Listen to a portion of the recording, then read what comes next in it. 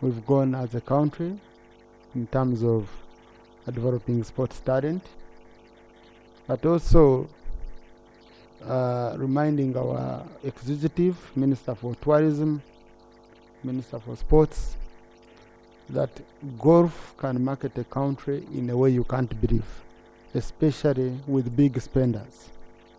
Because it is shown, research has shown, that golfers spend 3 times the expenditure of other tourists. Okay? And usually, also statistics have shown that when they go into a country, they spend more than 8 days. Because when they fall in love with golf, they end up remaining in that country and contributing so much.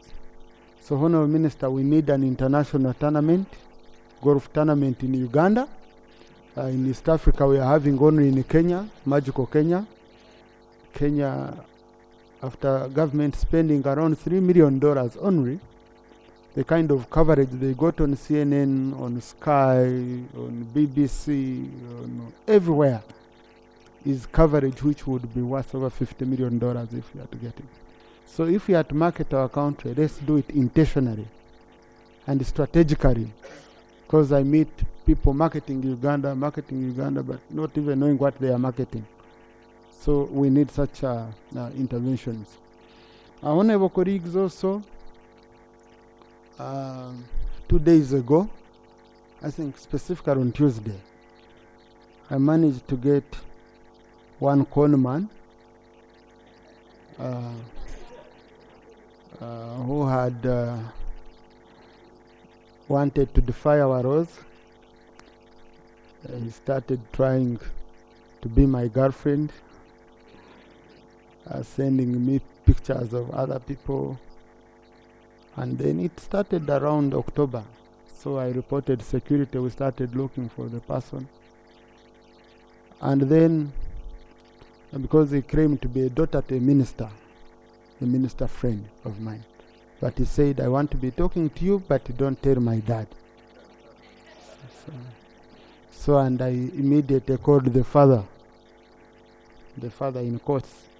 The father, I'm like, you man, have you failed as a parent? Your daughter is here hunting around for men. And the man said, no, but I don't have a daughter called so and so. So I alerted security. We started hunting for the person. And then after, he used, because I haven't said the name of the minister because we haven't agreed that I say his name. After he used the picture of my daughter, because Kin Karisa, the CEO of NBS, is a very great friend of mine, so the children are like my children. So he picks a picture of a young girl in secondary school and starts using it to approach me. Now, there is conmanship, can come, you're trying to do, but when you pick someone's daughter, you depict that person's daughter as a slut, as someone selling herself around. You're destroying the image of the family, you're destroying the image of a young person. You know, it's bad. And then when we got him, I found he had done it to many of you honorable colleagues. Some of you are seated here, and some of you had sent him money. Okay? And yes, I see some of the faces around. You had foreign victims, but you are dying silently. Yeah. So you better report to me to know whether you're on the list of the victims. You know, there is someone who died,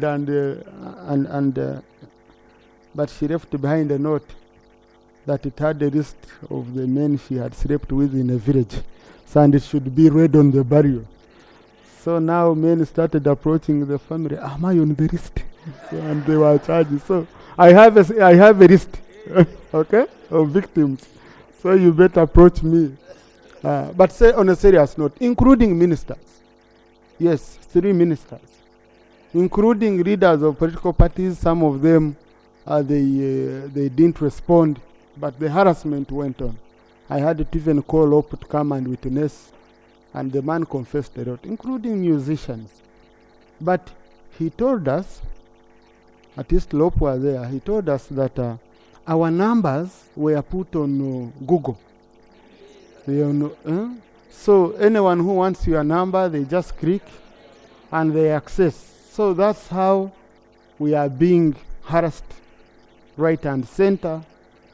You know, you look for a number of a member of Congress, mobile number, you can't get it. So we are being harassed, people using, the man said he had 4 lines. He uses 4 lines. And you see, someone can say, we saw him on TV pleading that he wanted money for school fees. What? The money he was getting, we got videos from his phone, was all used to enjoy life. Him putting himself on TikTok, how he's laughing at poor people. Atarumia abayai. You know, I don't know how I can even translate that. So, and this is the person who comes and pleads, you see, I'm looking for school fees, I needed help, that's why I did ABCD. So I brought it out to you, honorable colleagues, don't die in silence. If you know you're being conned, if you know you're being harassed, please pass it on to us. We shall hunt for those people. I've given you an example. Someone tried it on me. I became patient. After how many months, I managed to get him. Okay? So, colleagues, your numbers are out there. Honorable Minister for ICT, I don't know how we shall be helped really. Because here you said all numbers should be registered so that you're able to trace. But people are using numbers, they steal people's money, you try to trace, they can't, the telecoms can't trace. So we need to know who owns these numbers being used in the communities. Yet you cut off all numbers which are not registered. How come I report a case and you can't trace who the owner is and the number is active, you took my money? Okay? So now this is not only about us, it's also about people outside there in the community who are being cheated. Many people are dying in silence. So I wanted to bring this to your attention, honorable colleagues, that in case any one of you needs help, please report to our CID department here at Parliament, and then we are going to see how best we can help you. Then for those who paid and died in silence, you better approach me, because I have, I won't read the list here, okay? I won't read the list. In the public gallery this afternoon, we have a delegation of teachers from Ibanda municipality. They are represented by Honorable Binomugisha Jane Kabajungu and Honorable Rabirindo Tarasis Binshanga. They've come to observe proceedings of this house. Please join me in welcoming them. Can stand up for recognition. Thank you for coming. Thank you. We also have, they haven't given me a list. Oh, yes. We have a delegation of students and student leaders because there is a speaker, okay, and a student leader of Kampala International University from Makindye East Division, Kampala, led by their guild president. They are represented in Parliament by Honorable Nyeko Derek and Honorable Shamim Marende. They've come to observe proceedings of this house. Please join me in welcoming them. Thank you. And I have in very good daughters of mine. So they are also up there. Yeah, and some of my people from Ruhinda North and Mitoma. Yeah. Thank you. Thank you. So, honorable colleagues, matters of national importance will be handled as we do during PM's time, so that we can handle some issues in the agenda. On my communication, I will start with Seungu. I add the Honorable Choma. I add Honorable yes. Mitoma should speak for me. Sometimes, you know, my woman MP, but Dr. Koboko, and then and the victim here in Honorable Macho. Then I'll say, Honorable, I'll give you colleagues a chance. But let's use just like a few minutes, Mr. Speaker. Thank you, Mr. Speaker. Mr. Speaker, I want to thank you for the communication, and I also congratulate that Ugandan. But I pray that, Mr. Speaker, Goffland in a number of districts, cities is being stolen. And the golf is one of the major sources of income in Uganda. And Mr. Speaker, as a shadow minister, because of these competitions and the interest in the games, there is an area we should pay attention to. The Kabaka of Buganda, Sekabaka Mutesa II, offered the Ugandans a piece of land to practice scouting at Kaz, worth 123 acres. And Mr. Speaker, as we talk now, this land has been stolen. And at an opportune time, Mr. Speaker will come to your office to give you all the details so that I bring a substantive petition to this parliament to save land where all Ugandan children were going to practice scouting. And the scouting and the girl guiding is one of the areas where we tune children into good discipline. But land is stolen in connivance with the Ministry of Lands, in connivance with the Education Ministry, and a number of stakeholders. But we cannot accept land which was leased by Uganda Kingdom to scout, Uganda Scout Association, but someone in Uganda Land Commission is giving out land, and the big shots, thieves in this country, the thieves of land, the perennial thieves are taking land away from our children who are practicing scouting and girl guiding in a land worth 123 acres. So as I conclude, Mr. Speaker, even golf land, you go to Mbale, number of districts, people are stealing most of this land to utilize it for construction. But golf needs land. Mr. Speaker, I thank you very much. Thank you. Now, honorable colleagues, the uniqueness of golf is that it greens the city. It's difficult to have any other green belt like the one over 150 acres we have down here at Chitanti. It's very, very difficult. So, Minister for Sports, this is one sport which we will need to say of supporting. But on the issue of Scouts Land, I think my senior brother, Honorable Bahati, can have some information for us. Is the Scouts Land safe?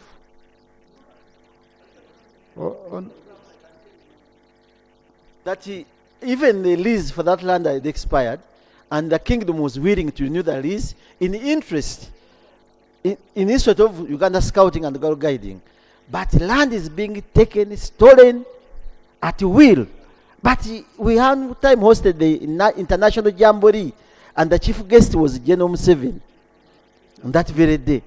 So how? And I'm a scout to myself, Mr. Speaker, sir. Honorable Anifa, Anifa, I can take your information. Switch on. Thank you, Right Honorable Speaker. As regards to that land of scouts in Kazi, at the moment, that land, the lease expired. So they are under renewal of the lease. That land was now taken back to Buganda Land Board at the moment. So actually, I'm also a lawyer of part of that land. So they are not taking it, but we are trying to ask them to formalize, yes. No, please. No. No, Honorable Seungu, I'm the one who called Honorable Anifa. For you, you just... So we are in negotiations of giving them part of the land, and part of the land be taken back to the Kabaka of Buganda. Thank you.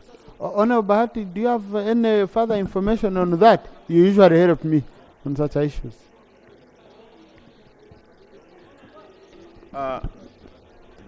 Mr. Speaker, I am... Honorable colleagues, please, let's listen to Honorable Bahati. I'm a scout myself, and I was the chair of the Uganda Scouts Board. We had a few issues with that land to do with people who wanted to take part of it. But as the Honorable has said, it's in the process. We are negotiating with the Buganda Kingdom to make sure that we take part of it. So I think, Mr. Speaker, it would be better now that Seungu has asked. We can get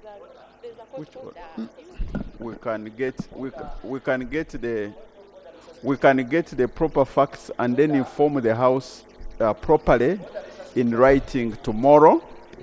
Rather on Tuesday, we can give you the Honorable right. colleagues, one British philosopher said, when you ask a question and there is no answer, okay, that is the answer. So when you say order and there is no response, that is the response. Honorable Bahati.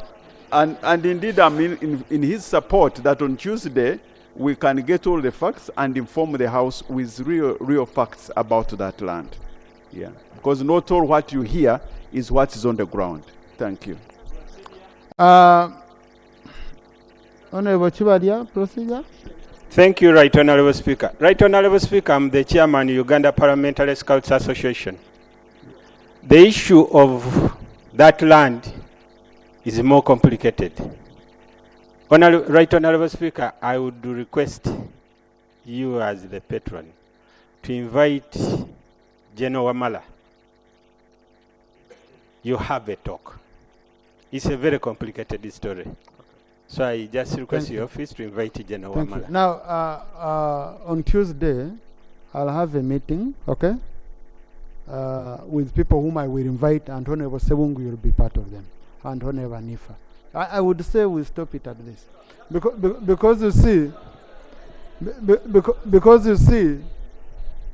you see, Honorable colleagues, now Honorable Sewungu, you said, you just gave us a notice, and you said in the future, okay, you will substantively table the matter. But now we are entering into it deeply, when you have not even substantively tabled, which would be against our Rule 80 of anticipation. So I would say, colleagues, let's on Tuesday. To who? To who? No. Minister is not speaking. I called him to help me. So I don't want him to be put to task. He's a minister for trade, not Iran. That I request the Honorable Bahati, whenever you call, you mention my name, add on the word Honorable Sewungu, not Sewungu. Because I'm a honorable member. That's why I call you Honorable Minister, sir. Thank you, Mr. Speaker. Thank you. Now,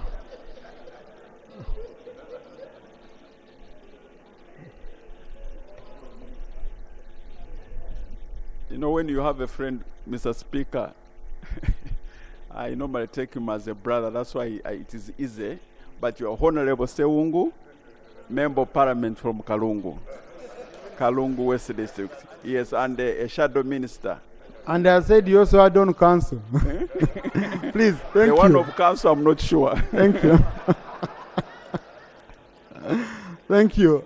Yes, Honorable Choma. Thank you, Right Honorable Speaker.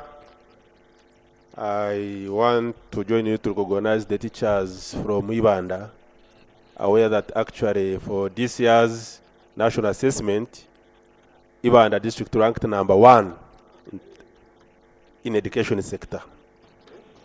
Yes, it is on record. In education sector, Ibanda district ranked #1.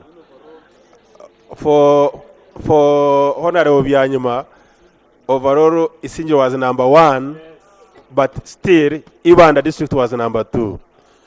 Mr. Speaker, I want to join you to congratulate our own Ronald Rugumayo for having been the pride of not only Uganda, but also East Africa and Africa in the recent DP World Tour golf tournament in Kenya.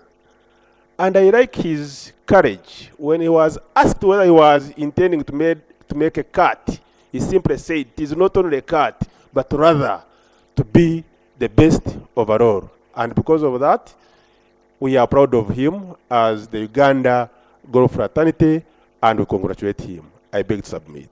Thank you. Honorable colleagues, Mr. Ronald Rugumayo is from Fort Portal Golf Club. So, the Honorable Alex Ruhunda. Thank you, Right Honorable Speaker. As a person from Fort Portal Tourism City, and also a lover of golf, Toro Golf Club has produced a star for Africa. So I add the voice to congratulate Rugumayo, Ronald, for making us proud. I beg to move. Thank you. Yes, Honorable Chon, then Honorable Gilbert Oranya. Thank you very much, Honorable Speaker. I also would like to have the voice to to congratulate our colleagues who won a big championship. Honorable colleagues, golf or sports, when I look at the cash, I always look at the cash. There's nothing that I look at different sports. I would advise we colleagues, golf has no age limit, as I would say. You need to keep the lower hip strong, the upper body strong.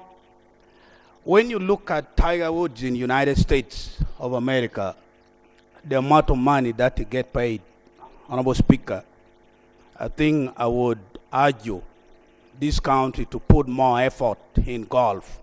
Not only that, let us find a way of laying a strategy of giving more lands in different districts in this country. When you look at the amount of land which we need for golf, is a lot of acres, Honorable Speakers.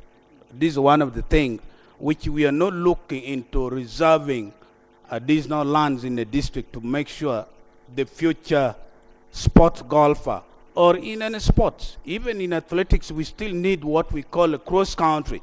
Cross country is run at the golf course, which we need such a thing to reserve the land for this country, Honorable Speaker. And I want to thank our colleague, and I don't know how much our country would offer this man, because I know when I set the record, me, the country, United States, offer me a good amount of money and it said to me forever. I think I would call upon this country to offer him something. Thank you. Thank you. Thank you. Yes, we are working on something, Honorable. Honorable Lanya. Thank you, Right Honourable Speaker. Right Honourable Speaker, I would like to congratulate my fellow golfer for making it to the cream. Right Honourable Speaker, golf is one of the best games we have on earth. One, it makes you physically fit because you move such a distance. For this may, Right Honourable Speaker, our golf course of Gulu was distributed to the leaders and the technical staff of Gulu District Local Government. Right Honourable Speaker, we have other leaders who are in this house are the one who benefited from the land from Gulu Golf Course. And right now, we have nowhere to train from. If we want to train, we normally travel up to Lira. Gulu does not have a golf course. Yet, it used to be the best golf course in northern Uganda. Honorable Gilbert, you know, whenever you refer to members or colleagues in this house being part of something of that nature, you have to name them. Or you withdraw that part. Right Honourable Speaker, if it may not bring problem to me, there is no problem at all in naming them because they know themselves. Honorable, if you're not courageous enough, okay, to say what you want to say, you withdraw it. Right Honourable Speaker, I would ask the Honourable Minister to request Honourable Olbetu Chan, the Member of Parliament for Gulu City, to explain the circumstances under which she acquired the golf land from Gulu. And I would like also to request that let the Honourable Minister for Justice and Constitutional Affairs also explain to the ministry. And we have so many technocrats from Gulu. Right Honourable Speaker, golf is very important. I pray that the Honourable Minister should really acquire other hectares of land for our golf course of Gulu, because the one of Gulu was distributed to our technocrats and the leaders. I beg to request Honourable Speaker. Let me get information from Honourable Mapendus, then I allow Honourable Betty Award, who has been mentioned. Thank you very much, Right Honourable Speaker. Right Honourable Speaker, you are aware that I was chairman of Gulu District Local Government for 10 years. when I joined that council, Right Honorable Chairman, I found, Right Honorable Speaker, I found that the previous council, and actually the sixth council, had taken a decision to dispose of certain lands in the district. I am told it was a formal decision of the district council that time. And members of the public came to acquire those land. Right Honorable Speaker, we tried as a council to find out whether the district would get back, but it was extremely difficult because it was a formal decision by council and the people who ended up acquiring followed procedures.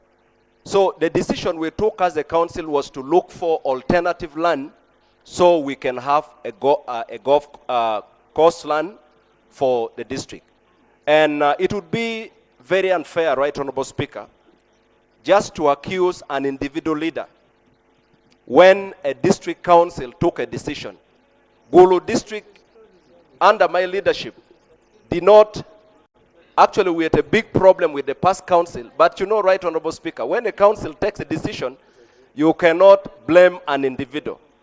The way forward, Right Honorable Speaker, and this is what we are trying to do as leaders of Gulu City, is that we have to work hard and make sure we get land that we can have or develop a golf course for the city and also land for other development. Otherwise, it would be very unfair for the Honorable Gilbert Olanya to try to blame the Honorable Beta Olo-chan unfairly. I think that is not fair. Thank you, Right Honorable Speaker. Thank you, Honorable Mapenduzi. Good thing Honorable Betty Awol is here. Thank you, Right Honorable Speaker. I would like to explain this. I was given land when I was yet even a teacher in forest land near Northview. For those people who went to Gulu, they know where Northview Hotel is situated. Then I think Forest Department somehow continued to discuss and they say, no, we are not giving this forest land to a very simple person like that. Because I questioned them that you gave to Northview, the proprietor of Northview land. Then why not a teacher like me? Then they said I was too small. That person who was given land, actually that person who was given that forest land is even my uncle. They say they discussed it in Parliament that time. They discussed it. So they removed my land from forest and gave me that as an alternative, without me knowing whether it was forest or whether it was golf, but it was very bushy. Way back in 1990 was when that land, that home people go to where I am. I was given that land. I also almost said no to it. But my late husband said, let's take it like that. So we took it. I didn't know. So nobody should accuse me. Honorable Olanya, stop to that. Thank you. Thank you. Now,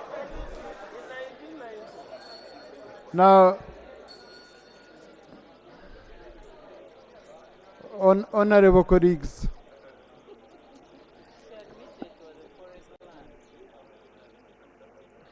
I think where you are going, you're about to go in the forest. Okay? Because the forest is a gazetted, land, so you can't say I was given a forest and then they chased me and now you must give me. No, it was wrong to give you a forest to begin with. It was illegal. No one should be getting land in a forest. But putting that aside, honorable colleagues, I think this is going to divert us. Okay? These are issues which Guru district should handle, Guru city should handle.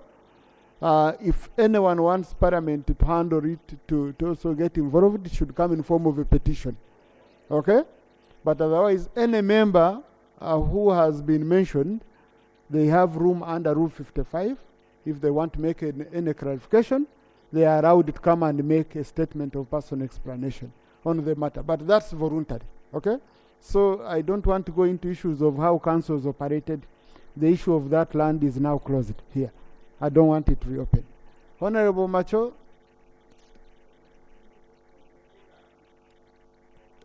Mr. Speaker, I want to appreciate your voice concerning fraudsters in this country.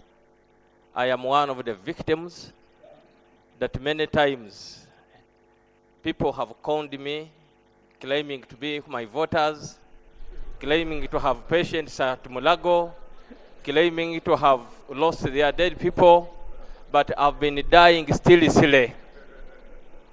I want to thank you to be very courageous that you came out boldly to fight this hazard as a role model.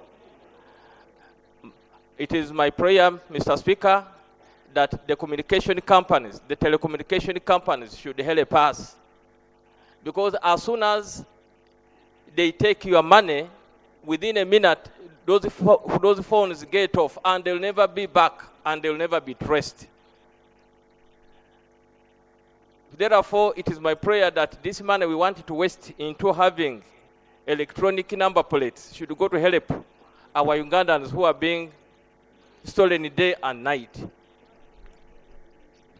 Thank you, Honorable. Thank you, Mr. Speaker. Honorable Bashisha Jiriak. Thank you, Right Honorable Speaker. Sometime last year, Right Honorable Speaker, your Facebook account was hacked.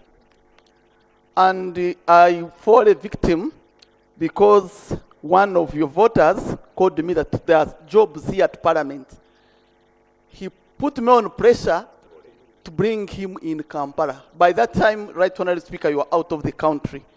I brought that man, even accommodated him at my home.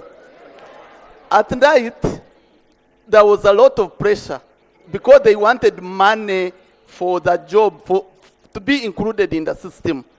Obviously, I could not because I can't accept to be conned like that, but he put me on pressure and I transferred 1 million on his mobile money because I knew in the morning I'll come because accordingly the interviews were here.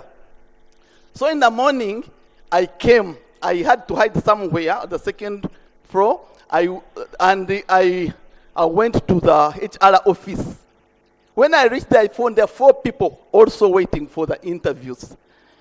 And surprisingly, there were no interviews that time.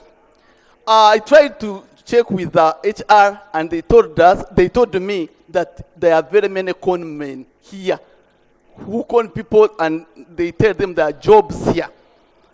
And I don't know whether there is anything that is being done really to stop people from conning in the building where really this is the house where order should be, but people are still conning. Many MPs and others, the man obviously left and others left, and the other ones paid 2 million to that. But Honorable, you become an accomplice to the crime. No, my aim was... No, I'm not saying you. I'm meaning if you are bribing to get a job, okay? If you are bribing to get a job, you're committing a crime already. Right, Honorable Speaker, mine was to get the person at Parliament who gets money from people. That is why I had to come and look for that same person. That was my aim. So did you get the person? No, that staff told me that the people are usually conned because my aim was to get that same person who con those who are getting jobs. Right, Honorable Speaker, secondly, I request that Honorable Seung is out. When you are calling people for that meeting of Honorable Seung and Honorable Bahat, please include my name. I am the first female scout in Uganda, and it's on record. I know everything that takes place in Kazi. I got that information far back, and I even confided in one of our colleagues here. So I saw that he was going to help by that time. The man didn't help me.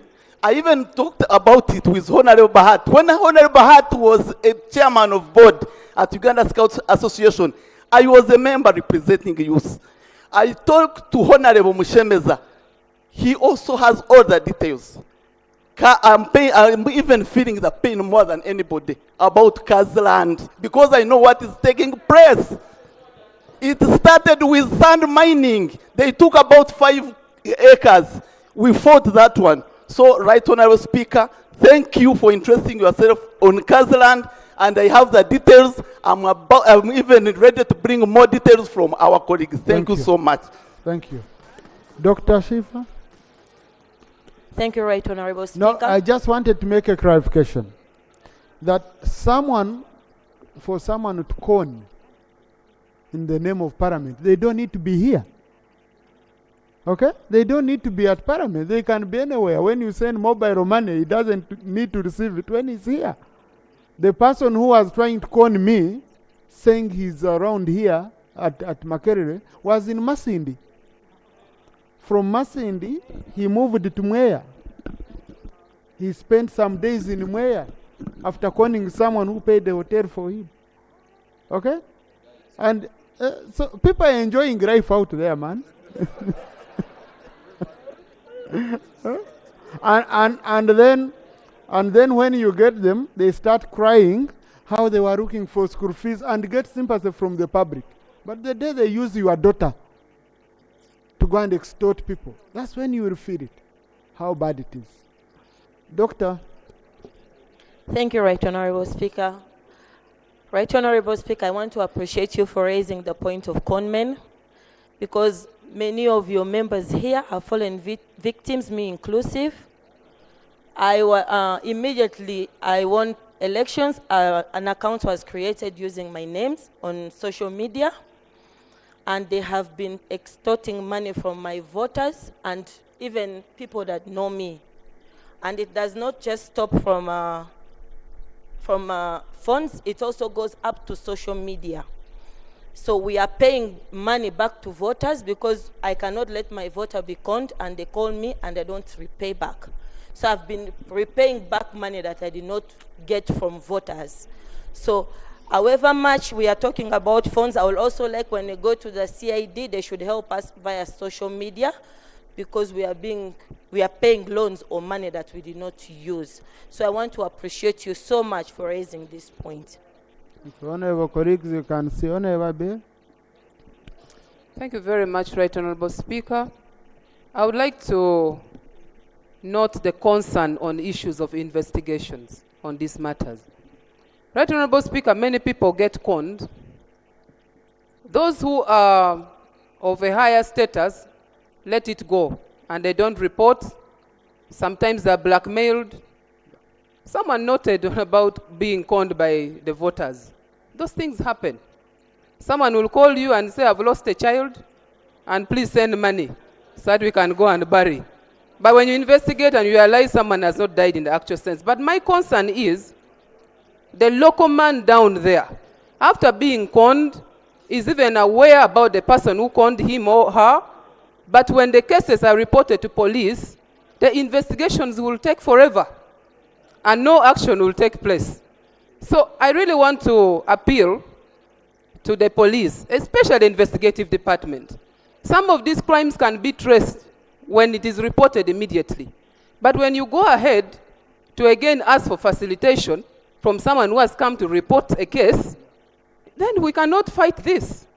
So we need communication and clear mode of operation between the investigative department of police and the telecommunication departments. Then we can be able to help our people. Thank you. Honorable colleagues, most of this conning is done using mobile money. They use mobile money. Whose numbers are they using? That's a very, very important issue we should be tackling. Opposition Chief Whip. Thank you, Mr. Speaker. Mr. Speaker, I would like to join you to congratulate Ronald Rugumayo for the sterling performance that he has made. Mr. Speaker, I used to overlook and despise golf until I met the Honorable Kate Shumba. Incidentally, he's not here. Who I'm reliably informed is your colleague in that game. He schooled me on the benefits of that game, but he has not answered one question which I raised. Why I've been very skeptical in liking that golf. Golf is discriminatory. Mr. Speaker, sir, it is very discriminatory in nature. It is a game for the rich. Just because it is so expensive, first of all, to pay membership fees for green. There is also green fees. There are about 7 fees. Let me employ the word fees for lack of approval for fees, Mr. Speaker. But also most expensive is the gadgets, those equipments. You cannot find any, however cheap, below 13 million. So countries like Ethiopia, I took trouble to do a bit of research. Ethiopia incidentally had also left out that spot. And the whole country, huge though it is, has only 2 golf courses. But of recent, and it is because they had realized that it would discriminate against others. Moreover, any sport must be, one, must have no age limit, must allow all, irrespective of age or status or affluence. But after taking a study, this is what they are coming up with, which I would request, since you are very passionate and an ardent promoter of the same, to consider coming up with golf unions. There is a union which is taking care of the juniors. They are talking over girls and boys whom they would want to empower so that they are also part and a parcel of golf sport. Mr. Speaker, sir. Thank you. Now, Honorable Nambesha, you will not be an activist on everything. You know, number one, we have Uganda Golf Union, and they are taking care of young people from all backgrounds. Ronald Rugumayo is one person from a very humble background. Very, very humble background. Ronald Rugumayo is not rich. The best golfers in Uganda are not rich. They were copied. He's from a very humble background. Okay? Honorable Sarah Opendi's dad used to be the best golfer. The daughter revolted, refused to follow. You know, she keeps saying she will be coming, she will be coming. So we have a champion in waiting here. She went for tug of war, you know.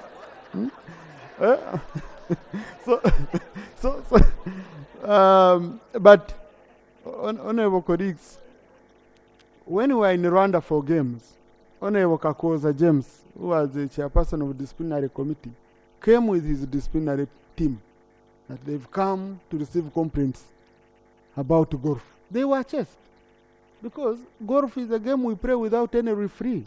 It's a game of honest people. You cheat yourself. Okay? You mark yourself. You submit the results yourself. It's up to you. So he couldn't get anything. So it's a game which I would advise. By the way, on a very serious note, we have Mzee, I think I forgotten, Basariza. He won a tournament at 96 years. He on Kampala Club. Yes, at 96 years, he plays golf. So that's a golf which is like our presidential terms, no age limit. For it, there's no age limit. You people who want age limit on everything, on golf we don't have. Okay? But it's also very good for you. It's a game which can be played by anyone. My son plays at 6 years. Mzee Basadiza plays at 97 years. So I would urge you to, but we have not been supporting it under National Council of Sports, and it's one game which we are going to push for, because it helps preserve green belts in most of these cities. If you go to Kabare, if you go to Fort Portal, wherever in Bara, wherever there is a golf course, at least you have a green area in a city or in a town. So it's very, very important. Leader of opposition. Thank you, Right Honourable Speaker.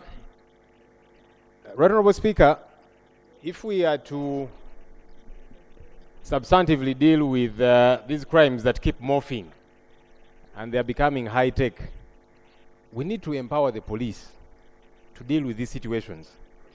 Investigators normally will grapple with one challenge too many, and yet they are following guys who have advanced in as far as technology is concerned.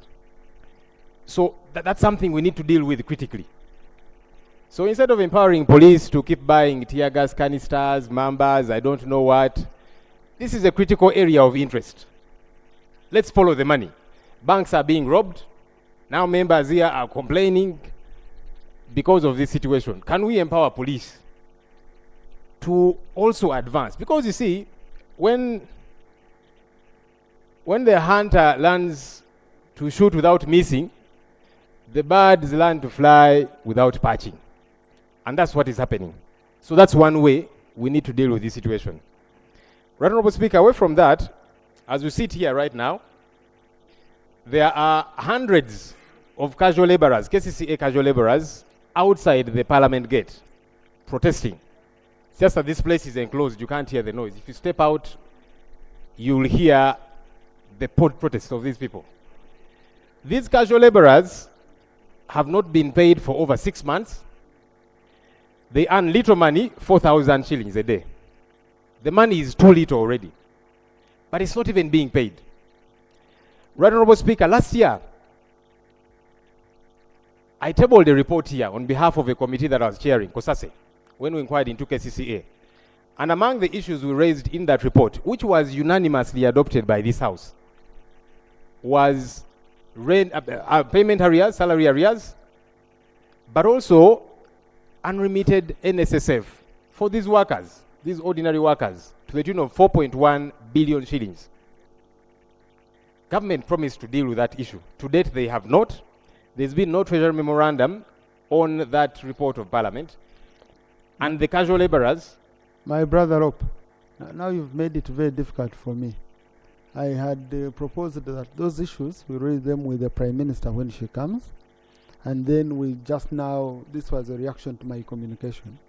So that issue of casual laborers, don't you think we can wait for the Prime Minister when she comes in so that we get an answer? And I can also talk to Chief Whip. By that time, the Minister for Kampala Affairs is called in. I'm also obliged, Right Honourable Speaker. I did raise it now so that even as we wait for that time, it gets to be dealt with. Because if you have been sent pictures, there are floods of people out there right now as we speak. It's something that we need to deal with urgently, in my view. And that's why I'm raising it now, so that government can give an update. But also, I want to request your indulgence, Right Honourable Speaker, for government representatives to go and talk to those people, to give them some kind of response, because they are out there. And I want to appreciate police. So far, I've not seen police beating them up. They're just, on guard as the people are raising their placards and so on. I hope it continues that way. But they need to get some kind of response. These are mothers. These are people taking care of families. They've not taken their children back to school because their little money has not been paid to them. So it's an urgent issue, Right Honourable Speaker. Those people need to be attended to. Thank you. Thank you. Can I request the Right Honourable Prime Minister, you can move out and you consult on this issue, okay, on how best you can handle. Maybe talk to the Minister for Cases here, to come and talk to these people, or even yourself, you take the initiative, depending on how you find the situation. If you think that's prudent, Right Honourable Prime Minister. Right Honourable Speaker, I thank Honourable Leader of Opposition for raising this issue. We are going to handle. I'm going to handle with the Minister of... Thank you. Please, No, please, colleagues, please. I've guided her and she has agreed with my guidance. Okay? Yeah. And Right Honorable Speaker, I will inform you within this week. Thank you. No, what we are saying, the people are demonstrating outside. So what I was requesting you was, you link up with the Minister for KCC. Okay. She's going to do as I've guided. Okay?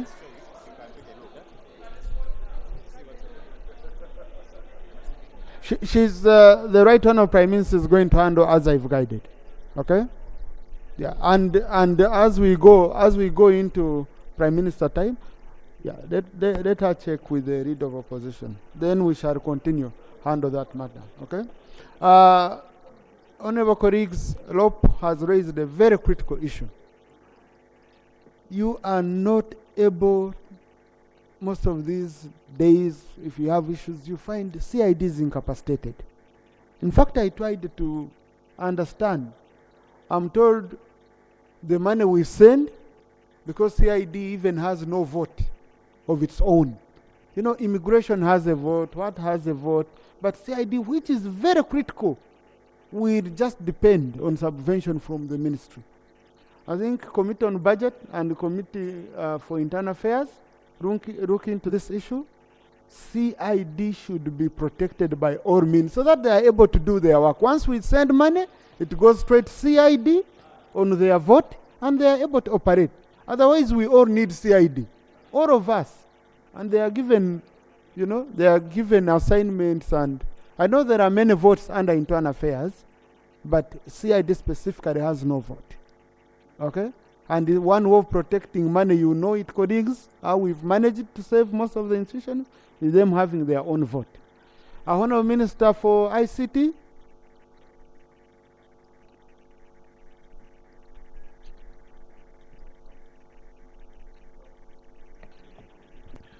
Thank you very much, Right Honourable Speaker. I came in when you were talking about how you were about to be conned, and it's very unfortunate that members of parliament have fallen victim to this.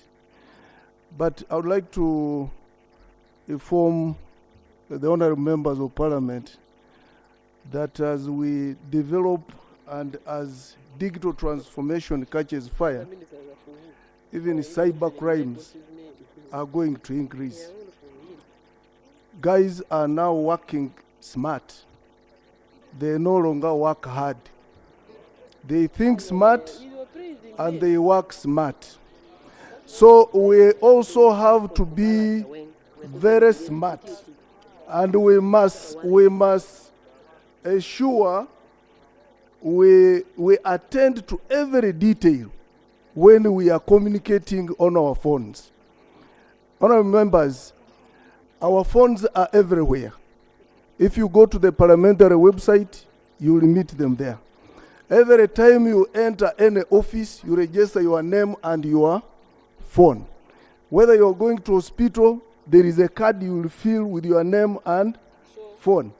And most so, even if you go to a hospital which is computerized, they will ask for your phone and put it there. And this data is kept somewhere. And these smart guys can always access it. But what I would like to say is, as cybercrime increases, we are also doing everything possible to ensure we put in place measures to fight these crimes. And as Minister of ICT, we are in touch with the Ministry of Defense, Internal Affairs, and UCC to see how we can put there in measures which are going to control this. But also, we are trying to see how we can put there an investigative mechanism where if you are conned, then the culprit can easily be got. But also, I would like to appeal to members of parliament, please report that crime.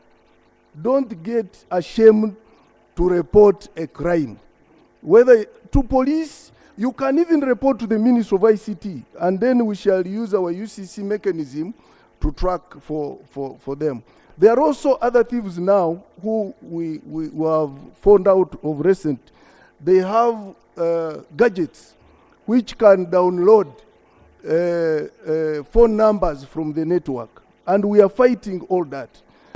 Then, Honourable Minister, I don't want this to end up being a statement. Yes. Okay? Yeah. This is something which maybe you can go, you think about, you come, you update the house. But what I had asked was very simple. You said all numbers are registered. Unregistered numbers were cut off. Okay? A young man is using 4 numbers from Masindi, not even out, has conned many people. People report they are not helped. People, why? I think what you need to do, you need to be strong on these telecoms. If someone is conned, okay? If someone is conned, money is sent via telecom, someone successfully withdraws the money, when I've even reported, then the telecom should refund the victim. I think we might need, I'm just thinking aloud, we need to be harder. Because you see, here you're saying, I'm sorry, MPs, you are conned. No, there are people down there. Honorable Bell said something, she said, there are those who are conned and again blackmailed. Blackmailed. So, Honorable Minister, let us stop it at this. I will assign this to the Committee on ICT to engage with you, okay? And you show us what you're doing about. Next item, Honorable colleagues, sorry. Let me first allow the Minister for Tourism. You wanted to say something? Then I have 2 exceptions, 2 people. Thank you, Right Honorable Speaker. And I also want to congratulate Rugumayo for having represented Uganda well. It's good is from my area in the Kabarole region. But what you said is important, Right Honorable Speaker. And golf is a big game in Uganda. We have around 18 golf courses so far, with Entebbe one of the oldest in East Africa. So the game started here even before going to Kenya and the rest of the countries. Right Honorable, it's a discussion we are having with the Ministry of Sports, and you said it rightly. If you look at how much money Kenya spent in bidding for that event, the fairly $3 million. But if you look at the advertisement advantage created over just the period there, the tournament train valuation is in the neighborhood of $20 million. So we see the importance of sports. We are engaging with our colleagues to see how we harness this more. But just to speak to what Honorable Nambeshe said, and the reason why we're also targeting golf like the Kenyans, because it's a game of the people that have deep pockets. If it was for people who didn't, would have no much interest. So I pray it stays like that, so we can benefit more. Thank you, Honorable. Honorable colleagues, I have 2 exceptions on matters of national importance. Just 2 exceptions, because these colleagues came to office and they have some assignments they had been cleared earlier on by the Speaker. So I will allow Honorable Mugore and Honorable Sarah so that they can travel for other assignments. Thank you very much, Right Honorable Speaker. Just raising a matter of national importance. And this was due to the social media trending matter from one of the parishes in my constituency. But the matter of national importance is for the lack of a universal primary school in Butoloi, and that is Kakutu sub-county. Whereas this came as a social media matter, but the fact is that there is a small community school located in Butoloi village, Kakutu parish, in Kibuku district, and this community school has over 375 pupils.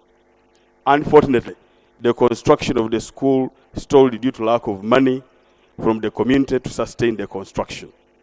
The school is now in a deplorable condition without any infrastructure for people to use. As a result, the district leadership recently closed the school, leaving the pupils stranded at home. Right Honorable Speaker, there is no any other alternative for the pupils in this parish, because currently they have to move 8 kilometers to access the nearest school.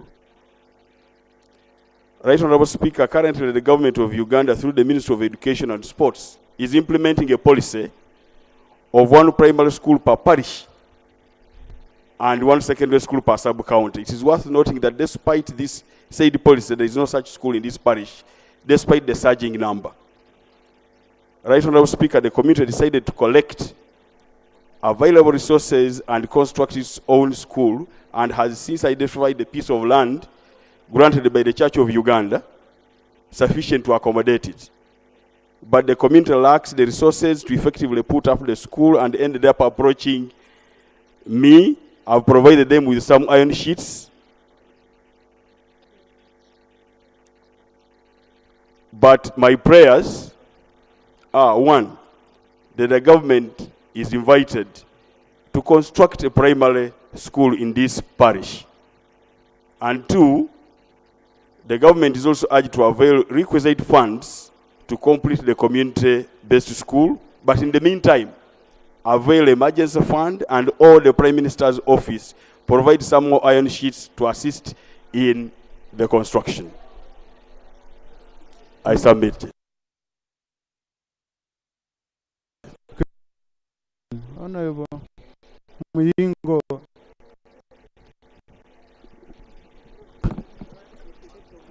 Right Honorable Prime Minister, you've heard the plight of the school. I think it's very important, Right Honorable Prime Minister, you meet the MPs from the area, okay? You look at the plight of that area. And as far as primary school, at least for that parish. Right Honorable Speaker, if I may, you may allow me to lay the petition. But you know rules of accessing a microphone here. Please, I want that discipline to be here. Okay?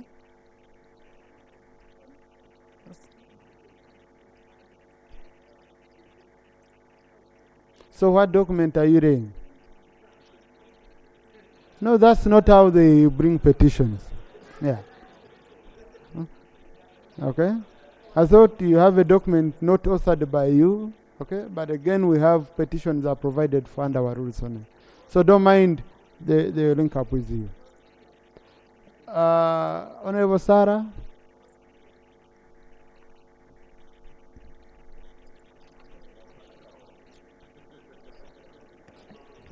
Thank you, Right Honorable Speaker. Right Honorable Speaker, I beg for your indulgence just to recognize that the President of the African Golf Confederation is a Ugandan, Mr. Omolo Johnson, and we cannot talk about golf without talking about the late Sad Onito. But also in the group of Muzei Vasaliza, Sad Onito was also my father. And just because he is currently unwell, but he still remains an active golfer. So I'll be joining Right Honorable Speaker very soon, after, of course, handling tug of war as well. Right Honorable Speaker, the matter that I want to raise regards the technical, vocational education and training institutions admissions for academic year 2024. The Ministry of Education and Sports, in a letter dated 3rd November 2023, issued more or less an advert to those who want to join vocational and technical education and gave a deadline of 9th February 2024. We know that those who enroll for technical education are normally senior 4 leavers, while for the vocational, it may be P7 or any other dropout above that. So, Right Honorable Speaker, the matter that I'm raising is that Uganda National Examinations Board officially released the Uganda Certificate of Education results on 15th of February, after the closing date. Actually, this was a concern given to me by one of the parents, because now those who completed senior 4 last year, they are already cut off by this deadline. So they have either to enroll as private students, and you know the cost of technical education in this country.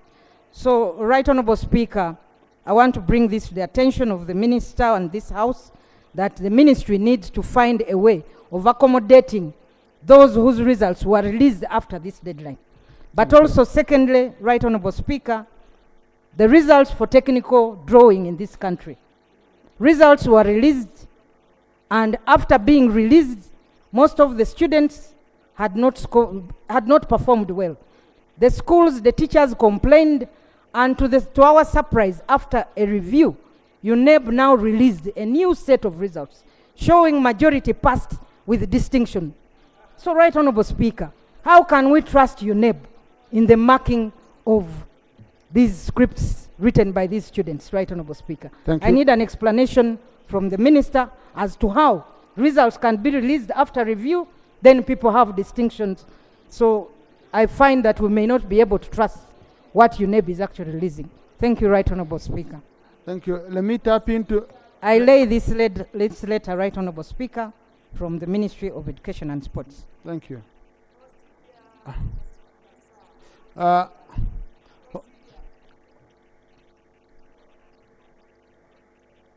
Honorable colleagues, I told you earlier on, if you came early, that when you raise something to me and I keep silent, then silence is the answer. Okay? Please. Please. Then you can come and chair the house. Yeah. Yeah. Yeah. I want to tap into the experience of the government chief whip in such a situations. Really, how do they give a cut-off date for applications before even releasing results? So and then you guide us.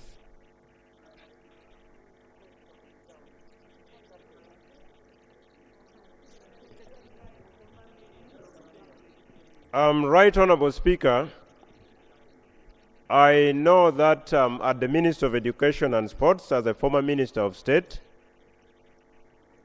we have always had a number of structured meetings.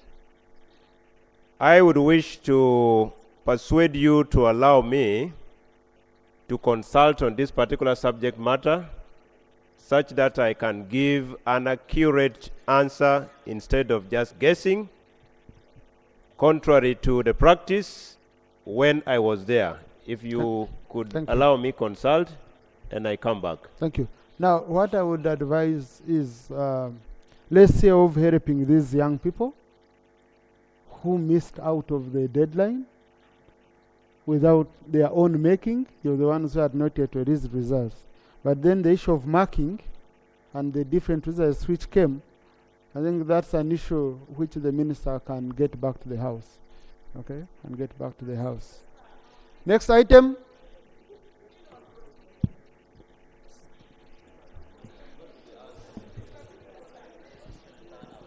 Item number 3, motion for adoption of the report of the Committee on Information, Communication and Technology and National Guidance on Issues of National Importance raised by Honorable Shemeja Elijah against telecommunication operations.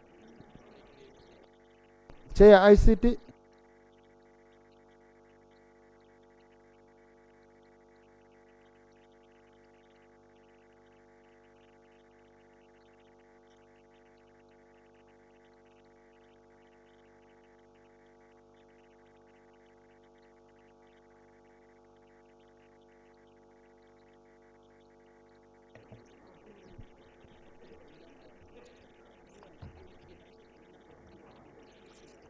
Right Honorable Speaker and honorable members, I'm here delegated by the Committee on ICT and National Guidance to present a report on the committee on ICT and national guidance on issues of national importance that were raised by Honorable Professor Mushemeza Elijah Dickens against telecommunications operations.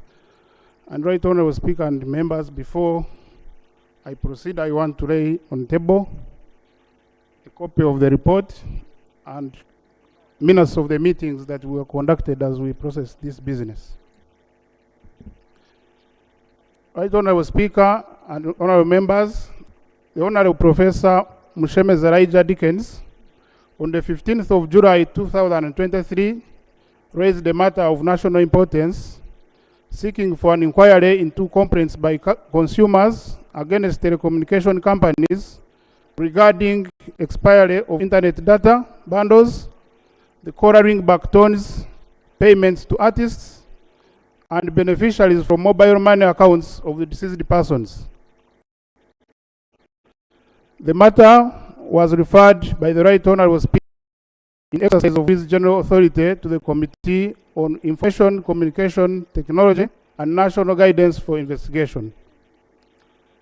The terms of reference, Right Honorable members: one was to appreciate the mandate of the UCC in regulation of telecommunication services. Two was to examine the process of expiry of data bundles. Three was to analyze the process of CRBT payments to artists. Four, to examine the process of handling beneficiaries from mobile money accounts of deceased persons. And five, to identify any other issue incidental to the investigation.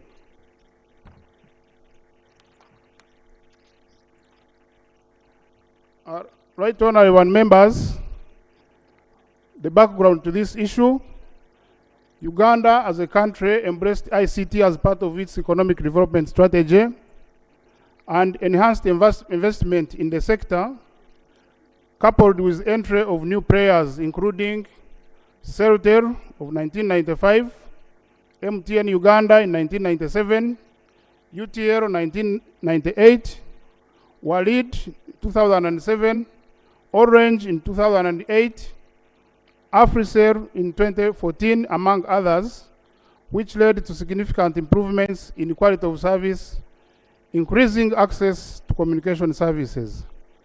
The telecommunication sector in Uganda has seen significant growth, with 34 million mobile phone subscribers and 11 million internet users, up from 2.5 million users in 2008, resulting to over Uganda shillings 14.2 trillion in direct sector revenue in the past 5 years. Relatedly, Uganda shillings 2.5 trillion has been invested in the sector over the last 4 years, attracting other global brands like Seacom, American Tower Company, Eaton Towers, and Google.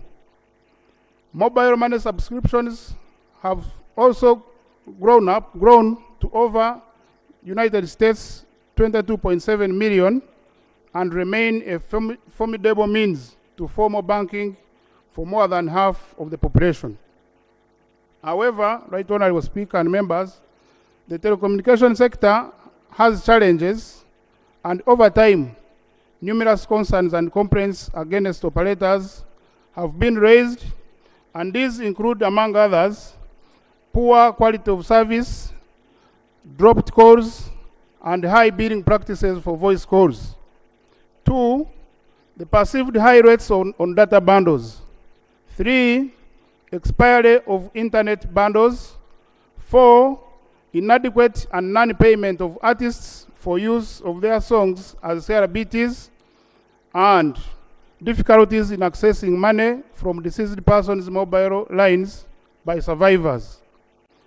Premised on the above, the committee undertook the investigation and hereby reports. So our findings, observations, and recommendations. Number 1, the mandate of Uganda Communications Commission. Right Honorable Speaker and honorable members, in ensuring that consumers of communication services in Uganda receive quality, reliable, and fairly priced communication services, the Commission has undertaken initiatives through the National Brand Policy of 2018 to improve the quality of services provided by operators.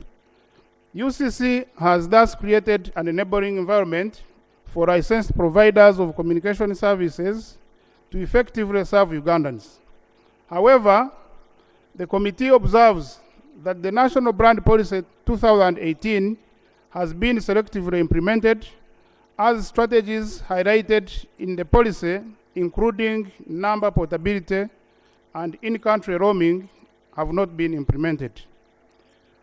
So as a committee, we recommend that the UCC should urgently implement the National Broadband Policy 2018 in its entirety to accommodate strategies like number portability and in-country roaming, which will enhance network accessibility and reduce the cost of connectivity that have to date not been implemented.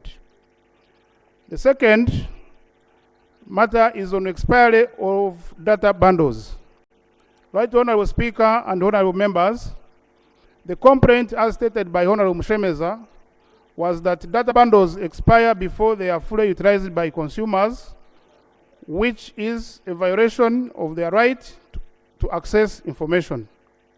The committee observes that, 1, connectivity to internet comprises fixed costs which are shared among the subscribers for various products, including data usage, which is sold in bundles and billed on the volume of data sent. The various costs of data thus depend on consumer usage. 2, the telecom operators in Uganda buy data capacity from wholesale providers and importers of data in bulk, giving operators the latitude to innovate and come up with different packages. 3, that over time, the cost of telecommunication bundles has reduced, with UCC promoting local peering of internet service providers and the use of internet exchange point as a technique to achieve this reduction. 4, that there is inadequate sensitization and education of the public and consumers on the available data bundle products from licensed telecommunication operators, data rollover, and freedom bundles, among others, which would inform the customers on the choice of bundles. So as a committee, we recommend, 1, that the Ministry of ICT and National Guidance should ensure that the ICT service reach and broadband use is deepened by maintaining oversight in the pricing of broadband services, which with the dual goal of attracting or maintaining the requisite infrastructure investment, while at the same time protecting consumers from exploitative pricing conduct. The second recommendation is that UCC should compel all relevant stakeholders, including the telecommunication operators, to enhance sensitization and education of the public on the various data facilities, in particular bundles, which are available for use, while encouraging the more friendly bundle subscriptions. 3, UCC should enhance engagements with the telecommunication operators to develop and provide a broader range of facilities, that is bundles in this case, that will encourage customers to access internet services and core subscriptions.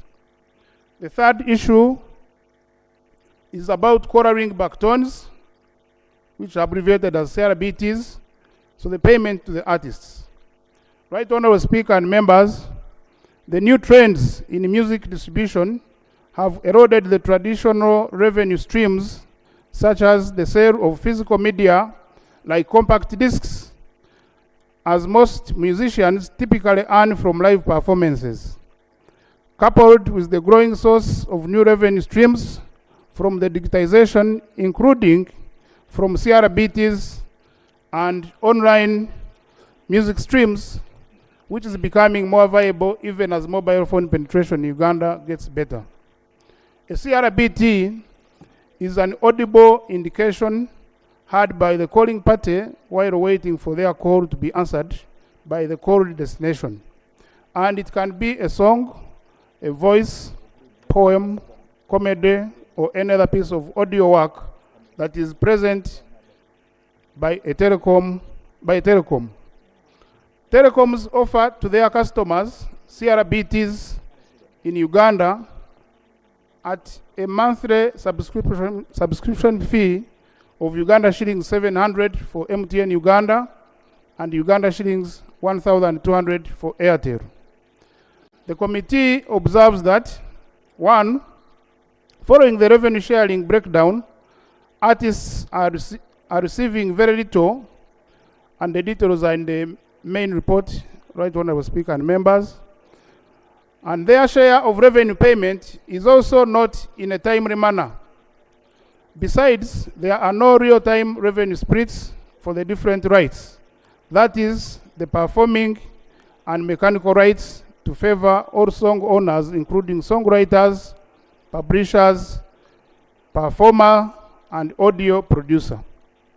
2, that the practice is that artists whose songs are converted into CRBTs do not directly deal with the telecom companies, but with aggregators with whom they enter contracts, which present certain challenges.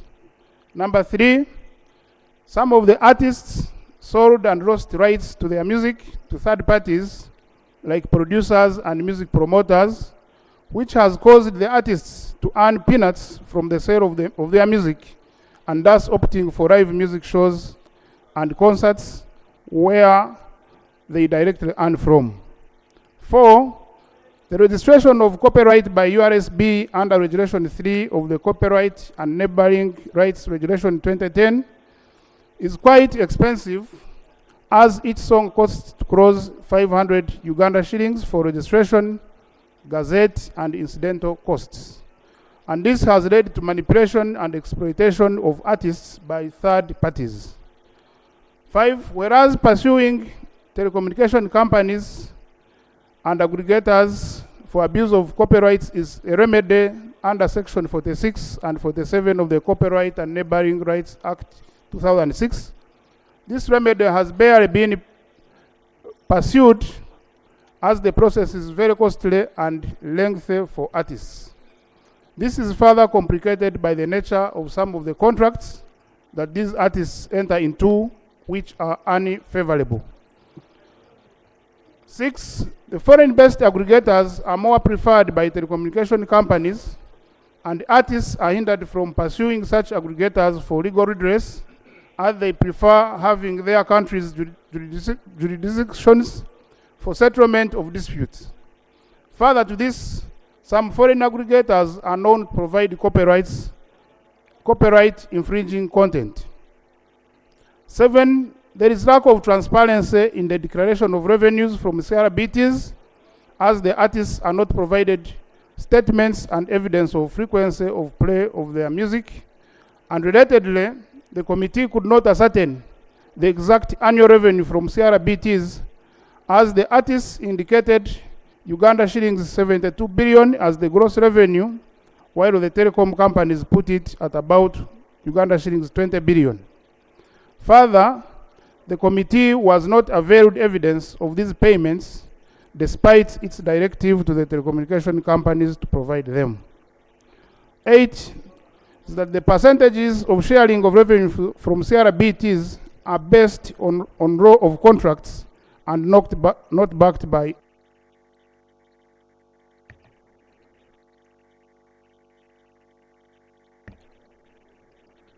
that the percentages of sharing revenue from CRBTs are based on law of contracts and not backed by a specific law. In the process of examining CRBTs, the committee observed other incidental issues, which include: 1, that over 80% of local broadcasters, that is television and radio, are not paying musicians for their royalties for use of their content, even though the Copyright and Neighboring Rights Act obliges them to do so through collective management organization system. Sadly, UCC has not taken steps to address this matter. 2, Section 57 of the Copyright and Neighboring Rights Act provides for registration of collecting societies which are meant to protect interests of copyright owners. The Uganda Performers' Rights Society is mandated to play this role for the artists. However, until recently, concerns of failure by the society to collect and distribute royalties to the artists were reported. The society has also been accused of incompetence, corruption, and failure to attract membership from artists. 3, that expensive internet data is negatively impacting on the local streaming and downloading music market. 4, that there is no data sharing by telecommunication operators on song downloads, which makes it hard for artists to assess their real performance. 5, over 50% of Ugandan music is monetized on foreign platforms, and artists face challenges of repatriating payments because of restrictions on the international payment gateways like PayPal. As a result, artists are losing substantial amounts of money to commissions which are paid third parties to access payments. 6, that on 20th July 2022, one of us, Honorable Hilary Chiaga, sought for leave of the House to introduce a private member's bill entitled the Copyright and Neighboring Rights Amendment Bill, and the bill seeks to introduce amendments to several provisions in the Act. It was, however, resolved by Honorable Chiaga and government that they work together to come up with a holistic amendment to the Act. And according to the Honorable Attorney General's submission to Parliament, dated 18th October 2023, consultations on the bill are still ongoing. So as a committee, we recommend that 1, the Copyright and Neighboring Rights Amendment Bill should be fast-tracked and presented to Parliament for consideration in 2 rows within at least 6 months from the date of resolution of Parliament. 2, that the Ministry of ICT and National Guidance should prevail over telecoms to create a CRBT monitoring system for purposes of transparency and accountability to the artists and the sector. 3, that the Ministry of Finance, Planning and Economic Development and Bank of Uganda should revisit regulations of payments by permitting registration and use of locally based payment avenues, including mobile money as opposed to only international gateways like PayPal. 4, that UCC should compel the telecommunication companies to deal directly with artists and not through middlemen, commonly known as aggregators. This will increase the revenue to the artists. 5 is that the UCC should cause audit of the CRBT platforms of copyright infringing content, order takedowns, and effect compensation of affected rights holders, as well as ask telecoms to account for non-remunerated downloads.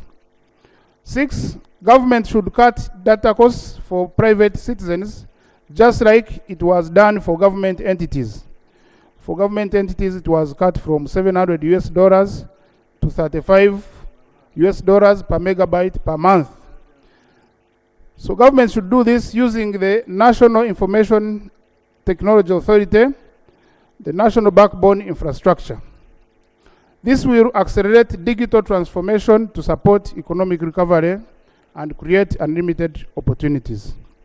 7 is that the government, the Uganda Registration Services Bureau, through the Registrar of Copyrights, should constantly educate and sensitize artists on the rights to music and also the protection of their music. 8, the URSB should enhance supervision and administration of the Uganda Performing Rights Society to ensure that the artists receive what is owed to them in a transparent and timely manner. And lastly, that UCC should initiate processes to reconsider some of the rates of taxes associated with data services for the goal of reducing this. Priority should be given in terms of reduced data costs for Ugandans, uploading, streaming, downloading music from local content delivery networks. The other issue that we looked into is the beneficiaries from mobile money accounts of deceased persons. Right, Honourable Speaker and Honourable Members, With the coming into force of the National Payment Systems Act 2020 and implementing regulations, the Bank of Uganda was given the mandate to regulate payment service providers, payment system operators, and issuers of payment instruments. Similarly, the mobile money business arm of telecommunication companies were established as separate entities subject to regulation and supervision by the Bank of Uganda. The committee made the following observations. Number one, that the National Payment System Act 2020 introduces dormant accounts under which category accounts of deceased persons fall. The 9-month period provided for under Section 57 of the National Payment Systems Act 2020, within which electronic money accounts have to register a transaction upon which it is considered dormant and further blocked 6 months later if not reactivated. Two, that some mobile money registration and lines used by other secondary people who do not register these lines, and upon dormancy and blocking of such line, the process of tracing the owners of these mobile money lines becomes very difficult. Three, that the public is not sensitized about the various ways of obtaining authority over estates of deceased persons, and therefore relatives of the deceased persons find the process of securing letters of administration lengthy, tedious, and frustrating. This affects the intention to retrieve these funds from telecom companies and the Bank of Uganda. Four, that there is no streamlined process of informing the public of the dormant mobile lines to be claimed by telecommunication companies, which affects follow-up on claims of the account dormancy. The public is mostly ignorant of the process of retrieving mobile money funds for deceased telecommunication customers. This is evidenced by the fact that Uganda shillings 69 billion, which has been transferred from mobile money accounts to the Bank of Uganda, only 280 million has been paid out to claimants. Number five, there is limited or no enforceability of the National Payment Systems Act 2020. The absence of enforceability has affected appropriate regulatory regimes and supervisory oversight, which has created opportunities for fraud and other digital financial crimes. Six, that the funds held under these dormant electronic accounts are sometimes very meager and thus not an incentive for the beneficiaries to give up on the process of retrieving these funds. This explains the limited payout by the Bank of Uganda. So as a committee, we recommend that number one, there should be awareness creation through increased sensitization and education of the populace on the process entailed in accessing the deceased person's mobile money funds. The sensitization should be multi-sectoral and should include Bank of Uganda, Uganda Communications Commission, the Administrator General's Office, the cultural, opinion and religious leaders, and the telecommunication companies using all available public media, including radio, television, digital, print, churches, schools, and public spaces. Two, that the Uganda Communications Commission should ensure that the telecommunication companies disclose information of the dormant electronic accounts every 9 months through all available media platforms. Three, that the government should ensure enforcement of the National Payment Systems Act 2020 as enacted. Four, that the Ministry of Justice and Constitutional Affairs should ensure transparency and speedy processes and securing letters of administration to enable access to the mobile money funds of deceased persons. Right, Honorable Speaker and honorable members, other issues incidental to the investigation. One, levy on gross annual revenue of licensed operators. Section 68 of the Uganda Communications Act 2013 states that the Commission may charge or levy on the gross annual revenues of licensed operators, which forms part of its funding. This revenue is to be shared between ICT development and rural communications in ratio of 1:1. Whereas the law requires 2% to be paid by licensees of UCC, it was targeting the telecommunication licensees for covering areas that they may not be covering for commercial reasons. In interpretation, it ended up including the television and radio broadcasters, yet it has never been corrected and consequently a violation of the law.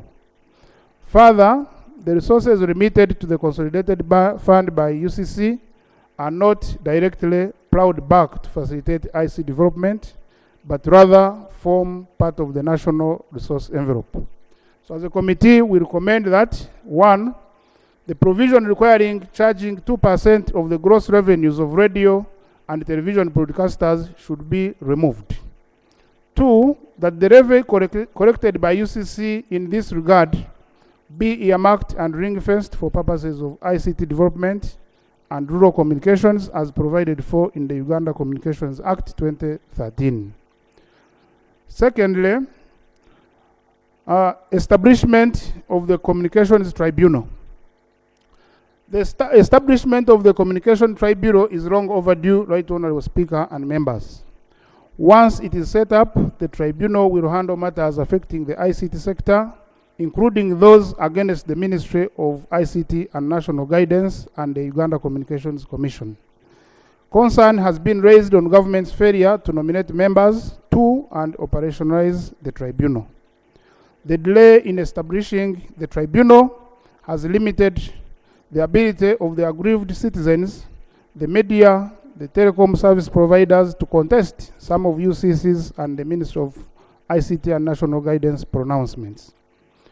As a committee, we recommend that the cabinet should expedite the setup and approval of the Commission's tribunal.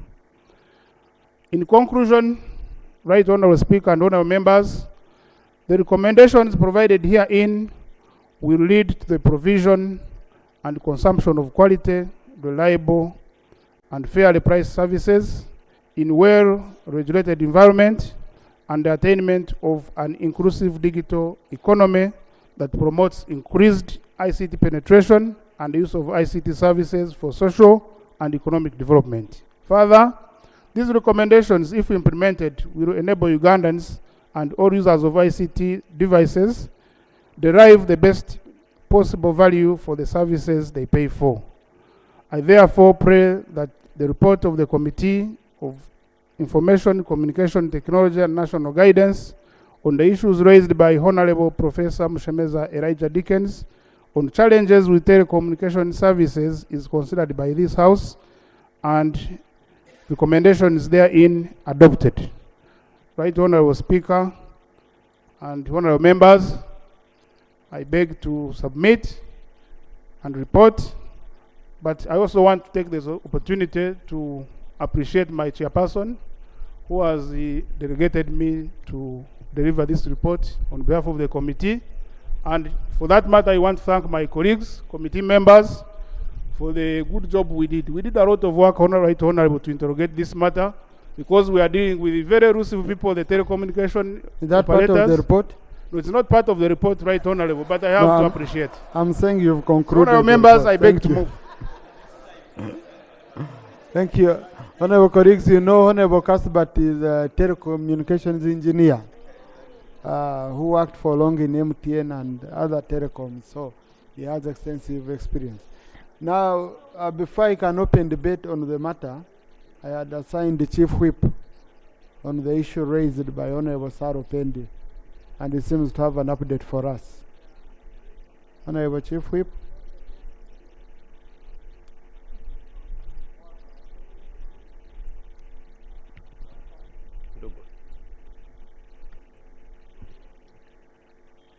Right Honorable Speaker, in consultation with the Permanent Secretary, Ministry of Education and Sports, I beg to report as follows. In addition to the circular that was issued on the 3rd November 2023, laid by the Honorable Acheng Opendi, there was another circular which was issued. It has been sent, Right Honorable Speaker. My office is printing and they will deliver. I pray you will give me an opportunity to lay. But the fact is, this first circular was issued on the assumption that the ministry knew UCE results for 2023 would be released much more earlier on, and it was amended. And when the release came slightly late, there was an extension of 1 week by the Ministry of Education and Sports, and that went up to the 23rd of February to cater for Senior 4 candidates that sat in 2023. I have been made to know that on Monday and Tuesday this week is when the selection was done for this category in 4 regional centers of Ntinda for Central Region, Kacheka for Western Region, Bobi for Northern Region, and Madera for Eastern Region. Students responded, Right Honorable Speaker, to the extension. Many applied, especially the cohort of 2023. The list, as I speak, is currently out on the notice boards of the various institutions, highlighting the students who were admitted. So in a nutshell, the mischief raised by the Honorable Acheng Opendi was cured through an extension by the Ministry of Education and Sports. And when that letter comes, I request you to allow me lay it on table. Thank you. Thank you. No, I think this is a direct matter for sure. Yeah, it's a direct matter. Let's go to the debate. I was saying what's so pertinent. Pertinent, Mr. Speaker, is that as he has given that communication, we appreciate. But there is a bigger challenge we need to address of children who failed the P7. 525 children didn't pass. And you had requested the Ministry of Education, yes, I'm serious, that they should set up a program with the modules to prepare them, have something trained in them to do in the future, because they cannot go for Senior 1. Thank you. You can deliver that one, Mr. Chief Whip. It's very important. Otherwise, you will see them hitting you with the Katayimbwa. Thank you. This was just for noting. Honorable Beatrice Awol was, Betty, was hard on me with procedure on the same matter. Honorable Awol. Thank you, Right Honorable Speaker. Right Honorable Speaker, Ministry of Education is a very critical ministry. The government chief whip told us last week that he has schedule for ministers. And for ministers of education, there are four. For us, even on a Thursday like this, that we are going to have questions to the Prime Minister and probably sometime to be answered by the ministers concerned. To have none of them in the House, are we proceeding right? That ministry is very critical, very strategic, and it's a very big ministry that forever we keep closing our eyes on. Are we proceeding right? Can probably, if I take it for clarification, the government chief whip really inform us why ministers, if they are all four, why they should not even want to be here on a very critical ministry. That was my point of procedure. Thank you. Right Honorable Speaker. Thank you, Honorable. Honorable Muyingo entered here, and then in a short time disappeared. But Honorable colleagues, also you remember, Honorable Ministers, I requested you that on Thursdays, because the rules of procedure say Thursday we must give priority to members' issues, I requested you that ensure at least each ministry has a minister here. And I'm glad, I'm seeing men are here to come and support the Prime Minister in case she needs one. You know? In case she needs one. So, really, Minister for Education, he should be here. Honorable Muyingo should be here. I don't know why he came in and then again disappeared. Now, honorable colleagues, yes, I was going to open debate starting with Honorable Hilary Chiaga, but I can see it's Prime Minister's time. We could do Prime Minister's time, and then after we do debate on this issue. Okay? Yes. Next item, we shall come back to this issue. And we close it. Item number 5, Prime Minister's time. No, why don't we start with number 4?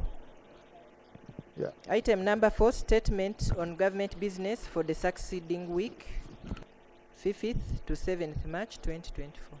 Right Honourable Prime Minister.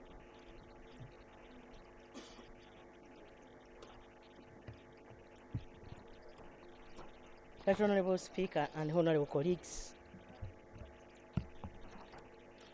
I move under Rule 28 of our Rules of Procedure to make a statement in this House regarding business of the succeeding week. Below is my statement. 1. The Minister for Gender, Labour and Social Development will present a statement on the commemoration of the International Women's Day scheduled for 8th March 2024. Right Honourable Speaker, the Minister for Presidency will present action taken report on the investigation of the intelligence monitoring system of MS Joint Stock Company Global Security. Right Honourable Speaker, number 3, the Minister for Justice and Constitutional Affairs to present action taken report in accordance with Rule 220 of our Rules of Procedure for 2021 S1 number 30 of 2021. That Honourable Speaker and Honourable colleagues, I beg to submit. Thank you, Right Honourable Prime Minister. Right Honourable Prime Minister, we changed it. Now we no longer present action taken reports. We lay them on table. Because we found the cycle. Again, we rotating. Action taken report, you again debate, you take back to committee. The cycle doesn't end. So we now lay on table, and then we refer to the committee to use when they are processing ministerial process statement. I just wanted that clarification to be given to you. Next item. Item number 5, Prime Minister's time. Right Honourable Prime Minister. Right Honourable Speaker and Honourable colleagues, I got a question from Honourable Nyamutoro Fiona, National Female Youth Representative. She says that recently she got information about the government's plan on the replacement and upgrading of Karuma Bridge, which is one of the critical gateway to northern Uganda. And her prayer is that can I update the House on the status of the replacement or upgrade of the Karuma Bridge. My response, Right Honorable Speaker and Honorable colleagues, is that Karuma Bridge is located 270 kilometers north of Kampala on the main Kampala-Gulu Highway. The bridge is the main connection between the northern and southern regions of Uganda and is managed by the Ministry of Works and Transport. The existing bridge was constructed in 1964 and is insufficient to accommodate the increasing levels of traffic on the road. The bridge has also been the scene of several accidents in the recent past. Right Honorable Speaker and Honorable colleagues, the government of Uganda recognized the challenges posed by the existing bridge and prioritized its replacement in the NDP 3 period. The new bridge would provide a reliable link between the northern and southern regions and is expected to aid the development of the priority sectors of tourism, agriculture, oil and gas, and industrialization. The Ministry of Works and Transport is currently carrying out an engineering assessment of the old bridge to ascertain the remaining life and also determine its load carrying capacity, considering ever increasing traffic volumes despite old age. Right Honorable Speaker, the output from the study shall guide government on the approach for short-term interventions on the bridge during the construction of the replacement. The report is expected in May this year. Honorable Speaker and honorable colleagues, Government of Uganda contacted the Japan International Cooperation Agency, commonly known as JICA, on the possibility of partnering in the delivery of this key infrastructure. JICA agreed to consider partnering on the replacement and are currently undertaking a design process which is expected to be completed in the financial year 2024-2025. And construction is expected to commence in the year 2025-2026. Right Honorable Speaker and honorable colleagues, the replacement of Karuma Bridge has been prioritized by the NRM government and will be undertaken once the financing arrangement is completed. The second question came from Emile Kugonza, Member of Parliament Buyanja East, Kibale District, that the government of Uganda through Ministry of Water and Environment started implementing the Kasimbi Pipe to Water project in Kasimbi Sub-County in Buyanja East, Kibale District in 2018 after drilling 2 high-yielding production wells. The implementation of the project stopped. The communities that were targeted, including the rapid-growing Kasimbi Rural Growth Center, Kasimbi Seed Secondary School, Kasimbi Health Center 3, among others, have a crucial need of water. His prayer is that when is government planning to complete this crucial water project? Right Honorable Speaker and colleagues, my response is that in the financial year 2016-2017, the government of Uganda, through the Ministry of Water and Environment, embarked on implementation of pipe-to-water supply system in several small towns and rural growth centers in Kibale District. These include Kibale Town Council, Nyamarunda Town Council, Kasimbi Chebando, Chakatwanga, and Nyamarwa. The phased approach was adopted because of the prevailing financial constraints. I have a table below, which is a summary of the status of the implementation of these water supply systems. For example, Nyamarwa and Chakatwanga, the design population is 5,294, The cost was 2.1 billion, and it was completed in April 2019. Nyamarunda, the target population is 7,783, and the cost is 2.4 billion, and it was completed in April 2017. Kasimbi Chebando, the target population is 31,394. Its cost is 6.6 billion in phase 1, and phase 2 it will be 3.4 billion. The design is complete, and that is what he's talking about. Chibale Town Council, the target population is 52,020, and the phase 1 was 3.9 billion, phase 2 5.8, and phase 3 15.5 billion. Phase 1 was completed in September 2021. Designs for phase 2 and phase 3 are also complete. Right Honorable Speaker and colleagues, the proposed Kasimbi water supply system was designed and is to be developed together with the Chebando water supply system. The two are located in the sub-counties of Kasimbi, Chebando respectively in Chibale district. The proposed water supply system was designed to serve a projected population, like I've already told you, and the projected demand is estimated to be 1.913 million liters of water per day.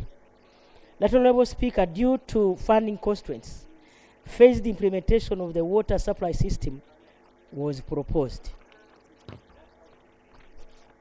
Phase 1, this phase will target a projected population of 18,907 people who will be living in the targeted water supply area by the year 2035. The scope of works envisaged under this phase include construction of 3 pump stations with a total production capacity of 24,000 liters of water per hour. The construction of 2 water tanks of capacity of 400,000 liters in Kasimbi at Castles Hill, and another in Chebando at Kisari's Hill of capacity 224 liters per day. The construction of 2 kilometers of transmission pipelines and 20 kilometers of distribution pipeline with related consumer points comprising of 800 households yard taps and at least 10 public stands. Construction of a water office to support operations and maintenance of the facilities, and 2 public toilets at Kasimbi and Chebando markets. That Honorable Speaker and colleagues, the total cost of the construction works under phase 1 is 6.6 billion, like I've already told you, Uganda shillings. Phase 2, beyond 2025, the population of Kasimbi and Chebando will have increased, and the adequacy of the infrastructure installed under phase 1 will cease. In order to meet the projected water demand of 1.913 million liters per day per the year 2045, another water source will therefore be required to augment the boreholes. That Honorable Speaker, water will therefore be sourced from River Nkusi at Igayaza, treated and pumped to the water tanks at Kisari's Hill in Kasimbi sub-county and Kisari's Hill in Chebando sub-county. The total cost of the construction works to be undertaken under phase 2 is 3.4 billion Uganda shillings. It is anticipated that the infrastructure with long lifespans installed under phase 1 will continue adequately to serve up to 2045. As Honorable Speaker, the challenge has always been about the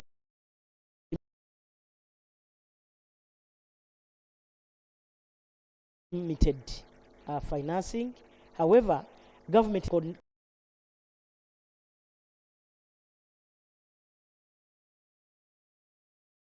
Honorable Bachayo Julie, Member of Parliament, Ngora.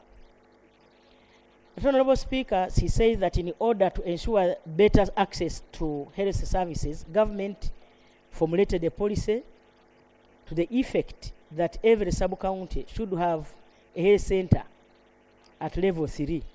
However, in Ngora district, 3 sub-counties are without health center 3s. These include Agirigiroi,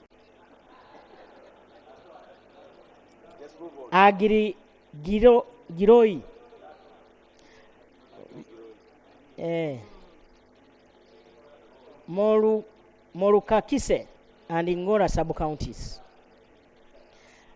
Her prayer is that government constructs health center 3s in the affected sub-counties to improve health service delivery in the district. My response, Right Honorable Speaker and Honorable colleagues, is that it is true. There is a policy that every sub-county and town councils should be provided with a health center 3. Uganda has 2,184 sub-counties and town councils, out of which 1,696, that is 78%, have health center 3s, leaving out 488, translating into 22% sub-counties and town councils without health center 3s. Government is committed to ensuring every sub-county and town council without health center 3s are provided with the same. The sub-counties of Agirigiroi,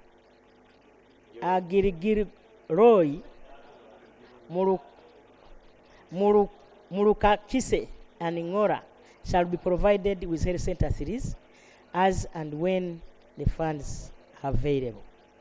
It is also important to note that in the last 5 years, government has constructed over 412 health center 3s in different sub-counties across the country.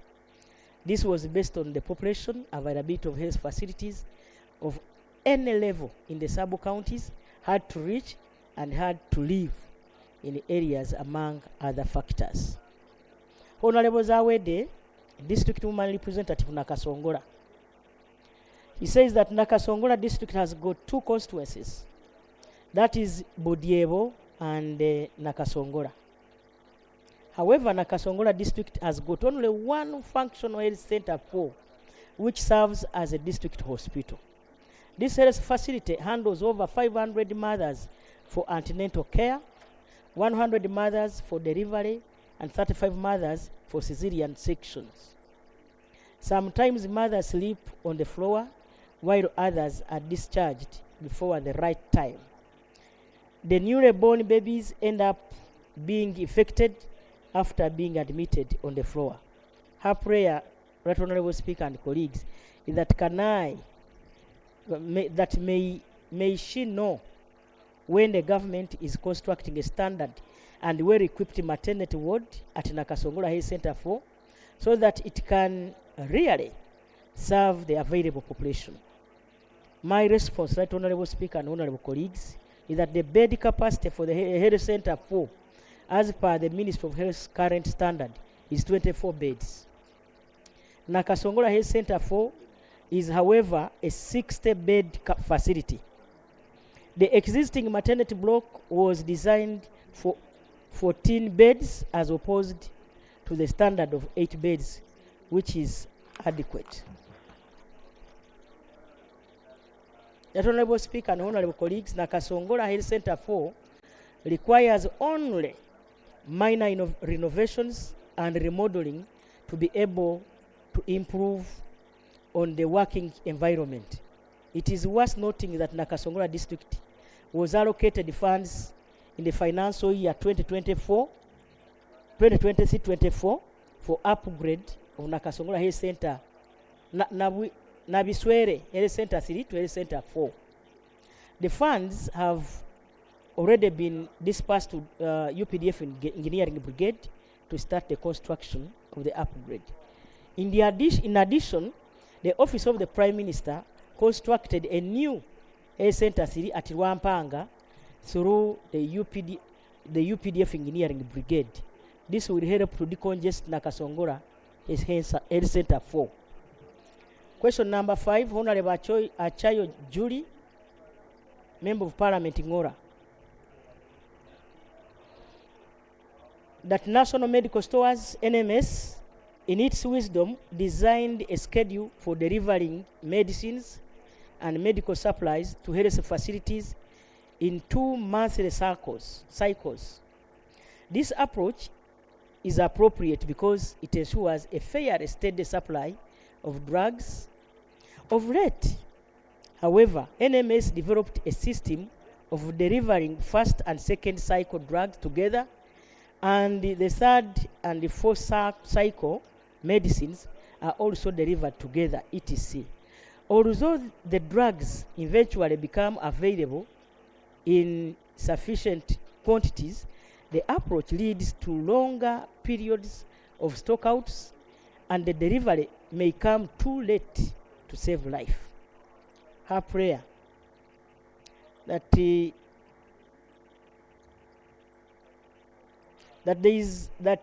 NMS should revert to the old system of delivering drugs to the health facilities every 2 months. That Honorable Speaker, my response is that National Medical Stores developed a bi-monthly delivery schedule to ensure that there was sufficient time for the facilities to establish their needs for essential medicines and health supplies, and order these items within the available budgets that have been appropriated by Parliament of Uganda. The delivery of health commodities in a financial year is meant to commence in the first week of July to ensure that there is no interruption to the commodity supply to health facilities. However, in the financial year 2023-2024 operational funds from the Ministry of Finance, Planning and Economic Development to support the distribution of these health commodities were received approximately 30 days late. This delay meant that deliveries of to health facilities were delayed, and the only remedy available to ensure that health facilities received all the commodities they had ordered was to combine the delivery of 2 of the cycles, thereby increasing the delivery intervals from every 2 months to every 4 months. That Honorable Speaker, the impact of the delays in the receipt of the operational funds has been discussed with the Ministry of Finance under my chair, and they have committed to provide the mechanism to front load NMS with the operational funds required to distribute these health commodities at the beginning of every financial year. The combining of cycles is only a temporary catch-up measure to ensure that all essential medicines and health supplies meant for the facilities are delivered within the financial year.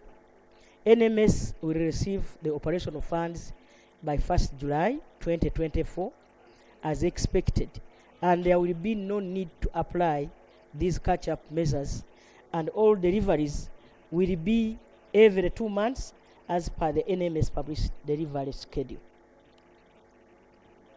Honorable Dr. Asimwe Florence, Akadansing Queen, Masindi District. Our prayer is that when will the remaining tobacco farmers in Bunyoro and the other parts of Uganda be paid? That Honorable Speaker and Honorable colleagues, my response is that following HE's directive to compensate farmers for the crop season of 2018, the Ministry of Trade and Cooperatives, working with the Ministry of Finance, Economic Development, and the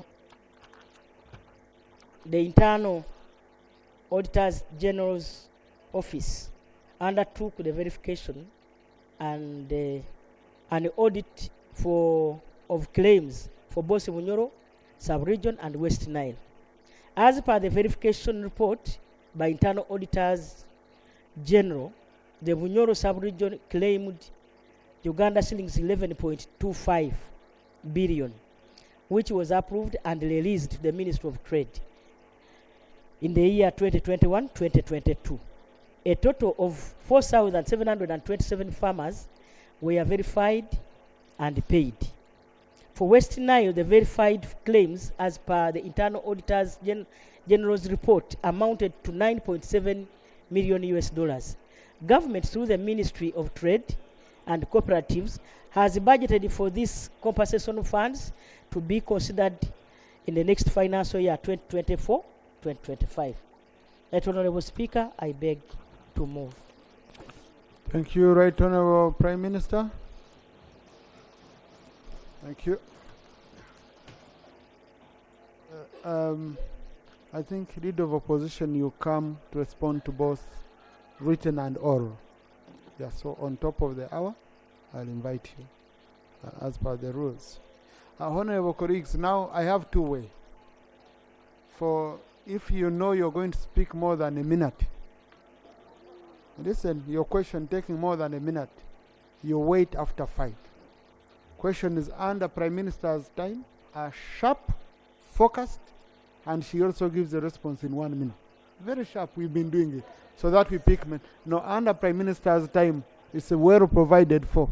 There are no issues of, okay? So if you know you want to speak for wrong or explain matters of national importance, then you have to wait after 5. Okay? So I will start with Buvuma. And then I add numbers of Florence. And then... Thank you very much, Right Honorable Speaker. I add Honorable Nsubuga Paul. Yeah. Thank you very much, Right Honorable Speaker. Right Honorable Speaker, my issue is about the silverfish business community in the country, where recently the Ministry of Fisheries banned their current methods of fishing and introduced them to another method, of which the same method was also banned in 2000. Right Honorable Speaker, this directive did not come up with the proper or clear standards of the gears that will be used in the new method, and the UPDF, or the Fisheries Protection Unit, has already started enforcing the directive. And of course, these people were not prepared for change. These people were not sensitized. And you can see how the fishermen are vulnerable people for a long time, including myself, that we need the government intervention. Question. We need support. So, Right Honorable Speaker, my question is that under what regulations did the Minister give this directive? Because this directive is within the 2023 Aquaculture and Fisheries Act. Thank you. Right Honorable Prime Minister.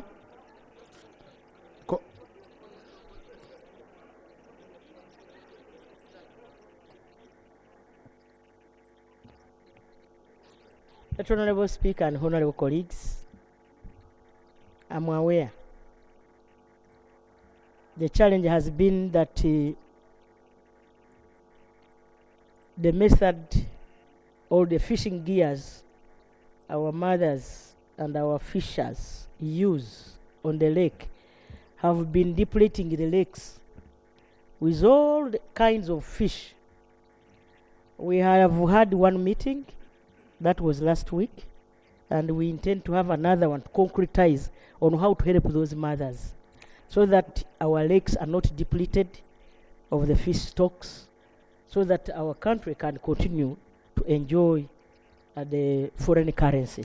Thank you, Right Honorable Prime Minister. And if you can also bring the readers from the fishing community, the members, and you sensitize them, it would be helpful. Honorable Nambozo. Thank you, Right Honorable Speaker. Right Honorable Speaker, my question to the Right Honorable Prime Minister is about the Wendy app in Postbank that has caused mayhem in the PDM disbursement of funds. In my district and many others, the Wendy app has enabled the bank officials to send a bulk of money to the accounts of the PDM leaders. A leader gets about 70 million to disburse to the individual beneficiaries, and these people are not yet ready to hold such a large amount of money. My question is, how are you helping the individual beneficiaries who have lost a lot of money, especially that people in my district are already in the prisons because of the hacking that has already taken place? Thank you. Right Honourable Prime Minister. Right Honourable Speaker and Honourable colleagues, it is true that we have experienced some challenges under PDM. It's a new project which requires concerted efforts from all of us, the leaders. The Wendy app was designed to help our farmers or our beneficiaries of PDM to access money on their phones. Some other areas have not had issues, but a few have had issues. We are having a meeting with the MD of Post Bank tomorrow so that we can see how to bridge all these gaps. Otherwise, Wendy needs to be refined further to avoid these fraudulent people who are taking advantage and stealing our people.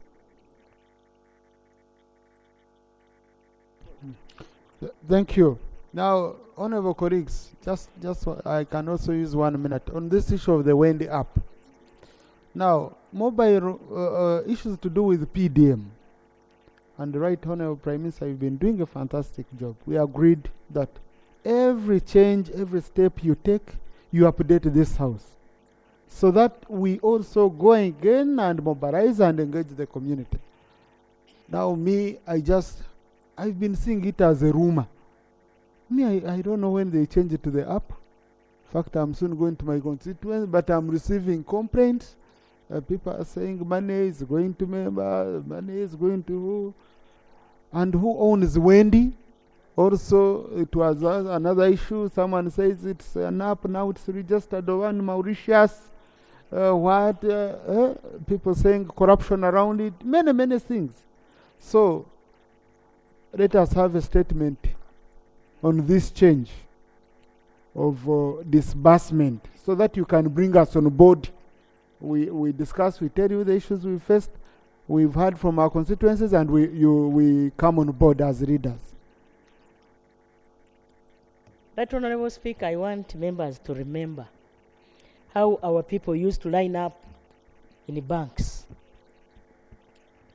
There is when we had to rush to Mbale, when people had lined up for 7 days waiting for banks to help these members of the community access money in the banks. So it became tedious.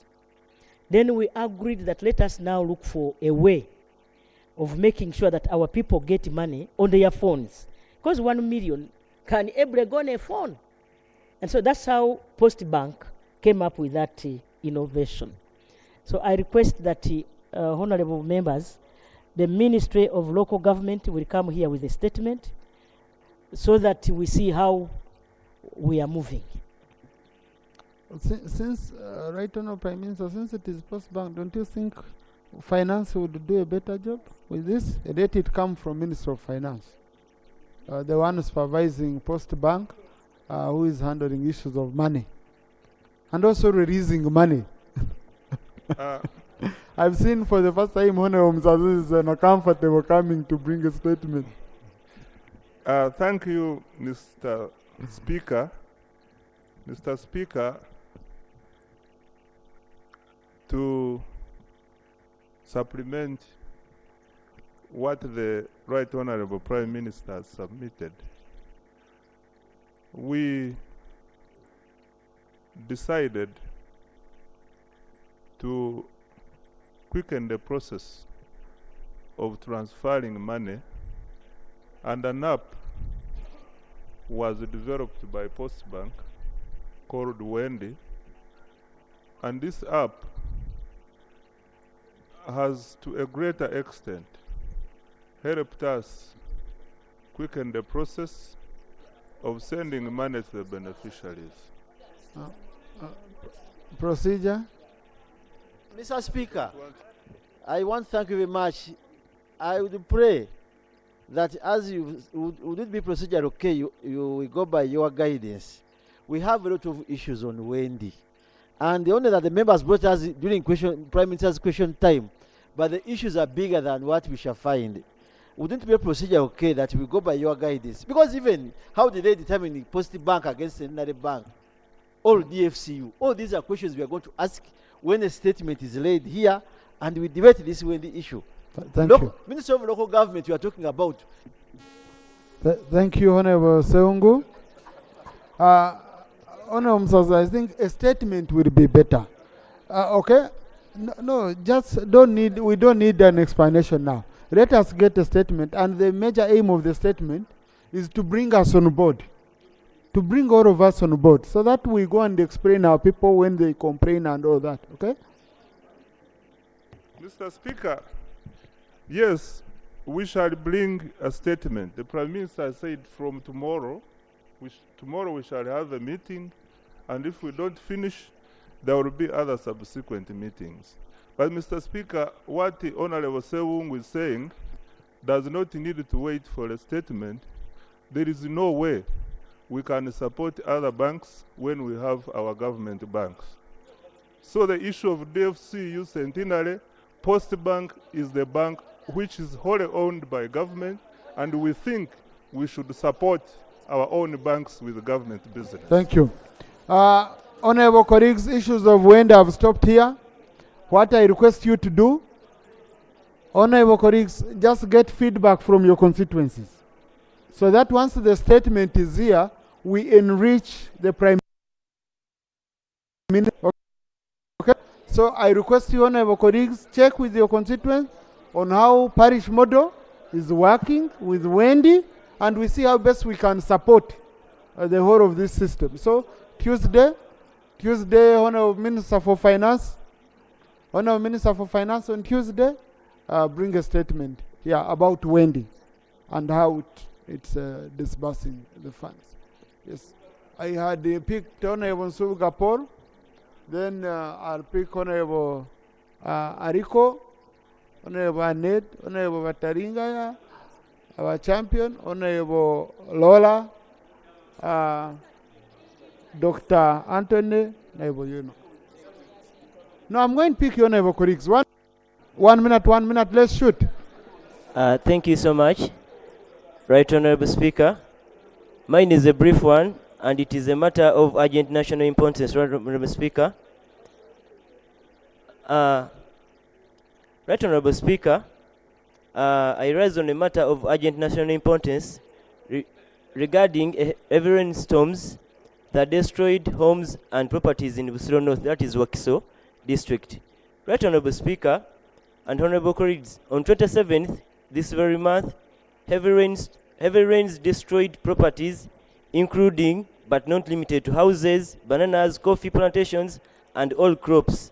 And as I speak now, over 200 homesteads in the villages of Nampunge, Question Katiti. to the Prime Minister. My prayer, simple prayer, Honorable Speaker, is that let the Minister for Disaster and Preparedness provide some food like posho, miri. Thank you. Honor wants you to provide the milk to his people. You can also add on meat. It's about. Let Honorable Speaker and Honorable colleagues.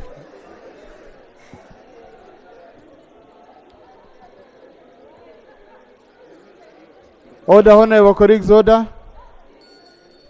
Thank you so much, Right Honorable Speaker. Honorable Speaker, the procedure is clear. When such a storm or a disaster happens in an area, the area district COW writes to the Permanent Secretary in the office of the Prime Minister. Then the process of helping those people starts. It's good you have informed me, and I hope the cow has already written to. Then the disaster preparedness committee in the district sits. Right Honorable Speaker and colleagues, we will not provide milk. What about meat? We don't have meat. We don't have chicken. But we have posho and beans. Thank you. Thank you. Honorable Rico. I thank you, Mr. Speaker. Right Honorable Prime Minister, you have an entity, the Uganda National Bureau of Standards, which is mandated to test all imports in the country. Prime Minister, when this entity takes packages of imports for testing, they have been known to keep these items that they have taken for testing in large quantities. And this is fraud. Right Honorable Prime Minister, has this been brought to your knowledge? And if so, what are you doing to ensure that Ugandans' goods are not defrauded by UNBS that doesn't return them after testing? I thank you. Right Honorable Prime Minister.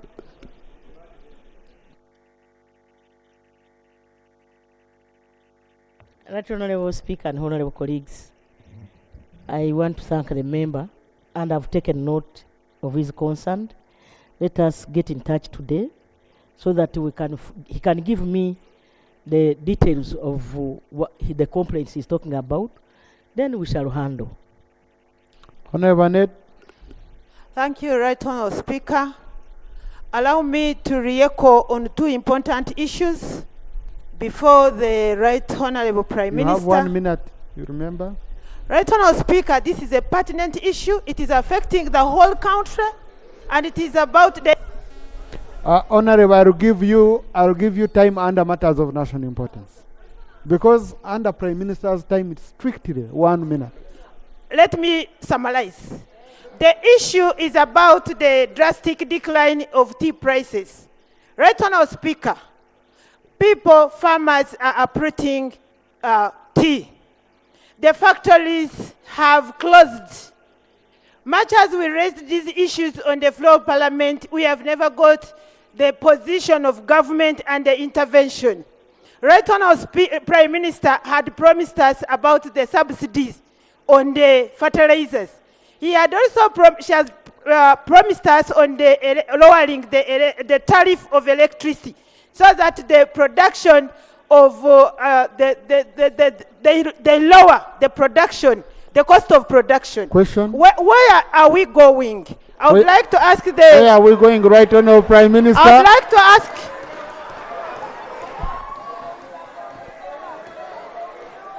Thank you.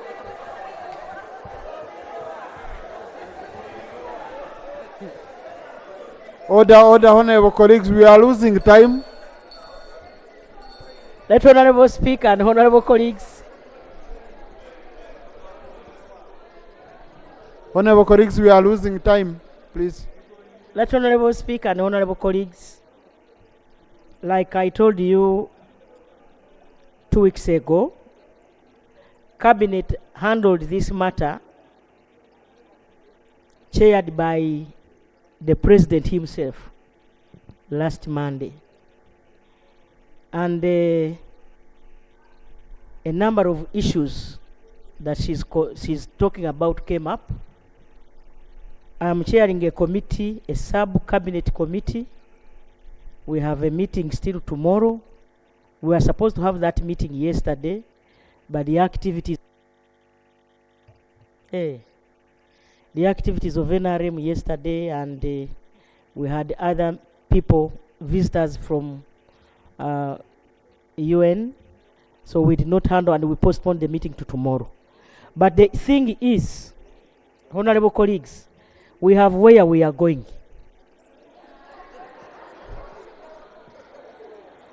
For now, it's a secret. Until we have short-term and long-term interventions. Short-term, they are saying our tea does not have the quality. Yes, so we are saying we are going to see how to subsidize on fertilizers so that our farmers can get fertilizers cheaply in the country. That's one remedy. Number two, tomorrow we have a meeting with Elite Agro, a UAE company, government company from Dubai, that is going to establish factories, 5 factories to begin with, in the areas of Buhweju. In northern Uganda we have Zombo, we have and 3 other districts. They are supposed to be Chenjojo, Shema, and others. Right Honorable Speaker, that is a long term. We are also establishing an auction market in the country. Instead of us going to Mombasa to be graded the way they want, we want to have an auction market in our country. After all, we have the quantities. So, Right Honorable Speaker, the government of Uganda is concerned, as you know, and we shall handle this matter like we have had. Honorable Anton Okuro, then Honorable Taringa. Thank you very much, Right Honorable Speaker. I stand up in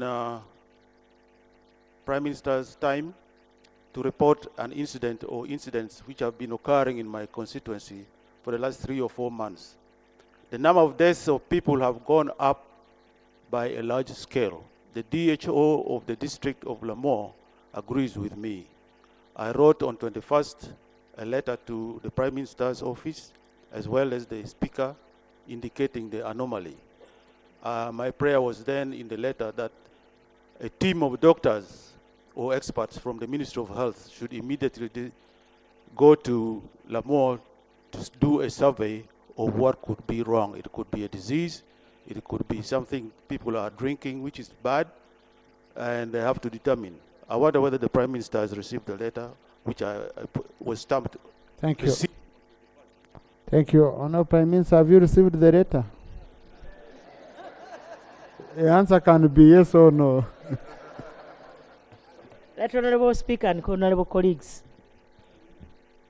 the fact is I have not seen the letter, but the concern of the member will be taken care of.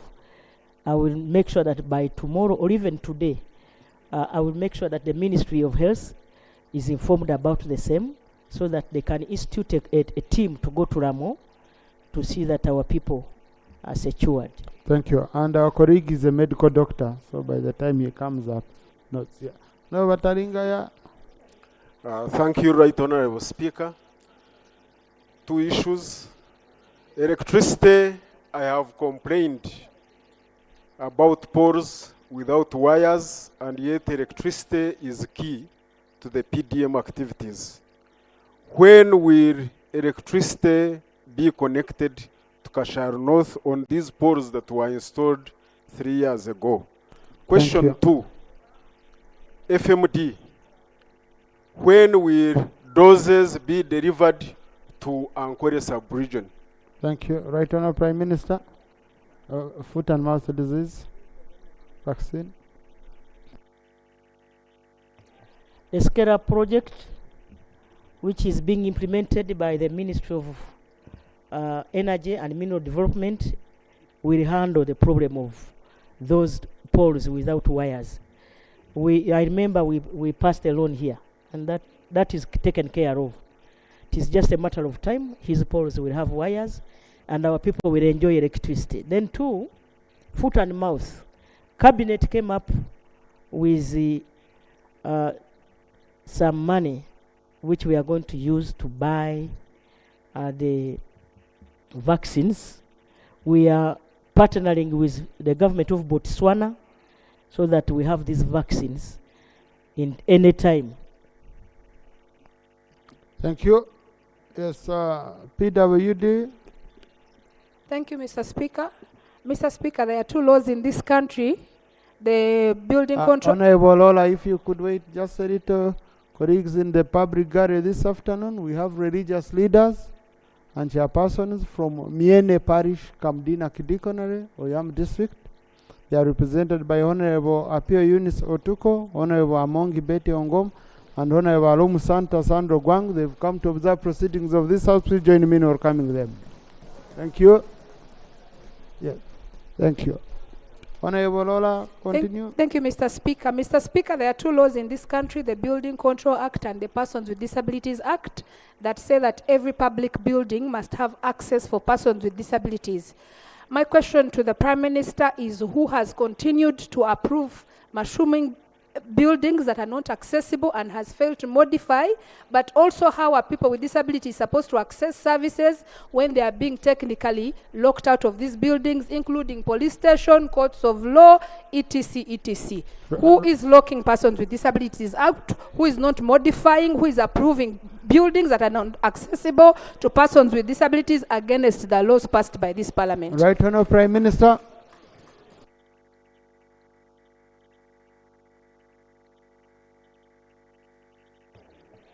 Certainly it's not you, it's not me. But government has a policy, honorable members, and I know we are implementing this policy. We may have gaps here and there in terms of enforcement. That's where I request members to join me or join government in making sure that these policies are enforced. The law is there. It is just a matter of enforcement. Honorable Wanzara Noah.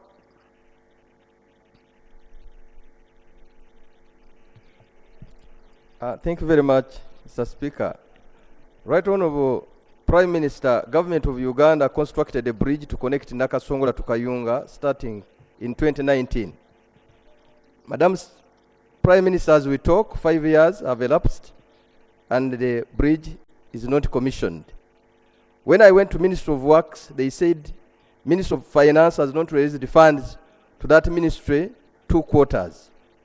My question, when will this bridge be commissioned for use? Thank you. Right Honourable Prime Minister.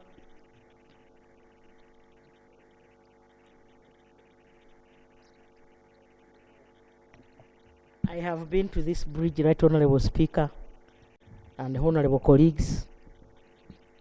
The bridge is almost 99% complete. What remains are these simple patches to connect Kayunga and Nakasongola. It is true the Ministry of Works was not given money when the quarter was beginning, but at least IPFs, I saw them and they are going to complete that bridge. Thank you. We have, because the bridge is almost complete. I know Sezibwa Bridge myself. I've been there with him. Kumi Soroti Wakiso.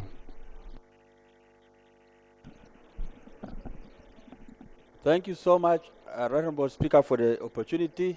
Right Honourable Prime Minister, last time I raised a concern here about the issues of sports.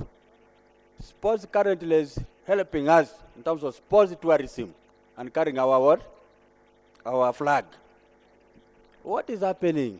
When are you releasing money for National Council of Sports to implement these activities? We also passed the National Sports Act, but we have not started implementing it. Are you going to release money this afternoon? Right Honourable Prime Minister. You're moving with your signature. You can release money from here.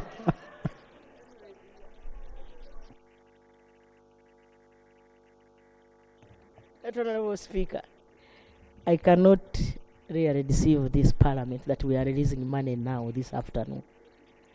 But the fact is, once the money is appropriated, it is in the budget, they are going to release that money before the financial year ends. Be patient. Just be patient. Soroti, then Wakiso.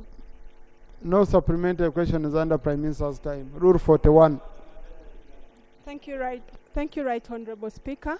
My issue is on Soroti Blood Bank. Madam Prime Minister, government started a construction for the blood bank in Soroti, but it has been abandoned. And this has left Soroti Regional Referral Hospital with at least 6 people dying every week because of no blood. And people have also abandoned donating because our blood is taken to other places for screening and it comes back when it's less. So my question is, leaving people without blood in the hospital. My question is, when are you finishing the blood bank so that the blood distribution is equated to all the other districts and we become the main supplier and Right we will Honourable not Prime lose Minister. people in the hospital? Thank you.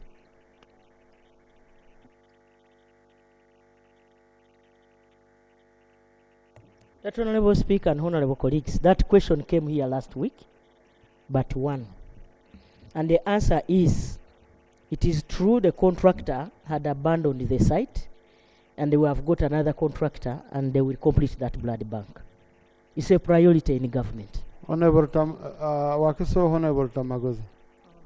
Thank you so much, Right Honourable Speaker. Right Honourable Speaker, last year, this House approved the Greater Kampala Metropolitan Area Infrastructure Project by the World Bank. And up to this day, we are seeing nothing has been implemented as far as that project was concerned, especially concerning the road, several potholes in this Greater Kampala Metropolitan Area. My question is, as we advise for timely fulfillment of the conditions of this project, what happened? What is the status? Is it still on course? Why are Uganda still having accidents and jam, yet a solution was really planned? Can Right you get Honourable Prime Minister.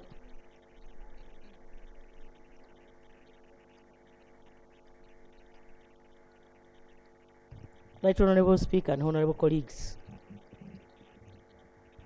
this is a big question, and I request that you allow me request the Ministry for Kampala to come up with a report. Thank you. Honourable Tamaguzi.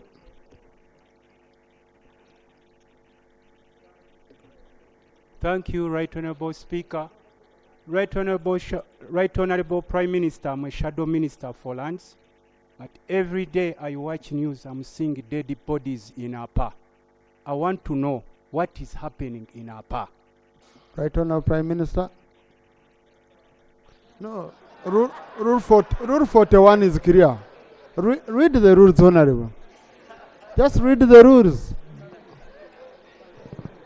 Right Honourable Speaker and Honourable colleagues,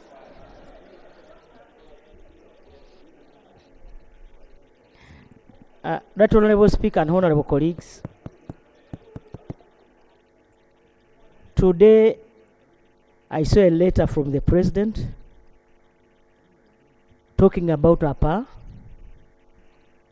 He was replying General Mbadi, and he gave copies to all members of Parliament, and I believe they have got it. Members of Parliament from Acholi and Madi. Honourable Speaker, the APA question, the President appointed a commission of inquiry.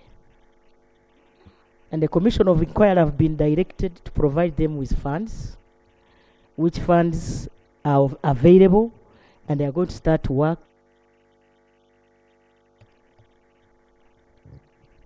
They are going to start work very soon. But the fact is that it also has a component of Zoka forest. Some people encroached on that forest because according to the report, preliminary report we have, Zoka forest is the area where we have these killings, Zoka forest. So let us wait for the commission to come up with a report, which shall definitely share with you members here. Thank you so much. Honourable Hira Ichiaga, then Honourable Mwijute. Thank you very much, Right Honourable Speaker.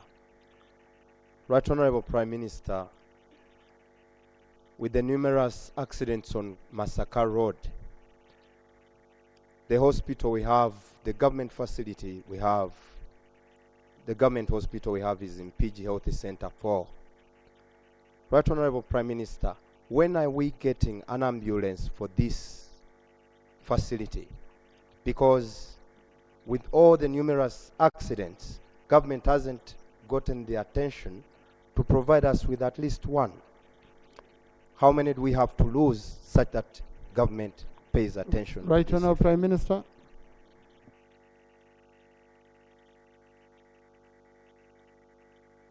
Right Honourable Speaker and honourable colleagues, government continues to buy ambulances. A number of hospitals and health center force have been provided with ambulances. I want to promise that Mpigi Health Center 4 will also get an ambulance. Thank you, Honourable Mujuche. Thank you so much, Right Honourable Speaker. Right Honourable Speaker, in 2022, government, led by the Prime Minister, authorized the people of Buhweju, Kakumiro, Bushenyi, Zombo, the tea suppliers, to supply seedlings on credit. That was 2022. It is now 2024. They are choking on loans. I am now asking the Prime Minister, when will government pay these suppliers? Right Honourable Prime Minister.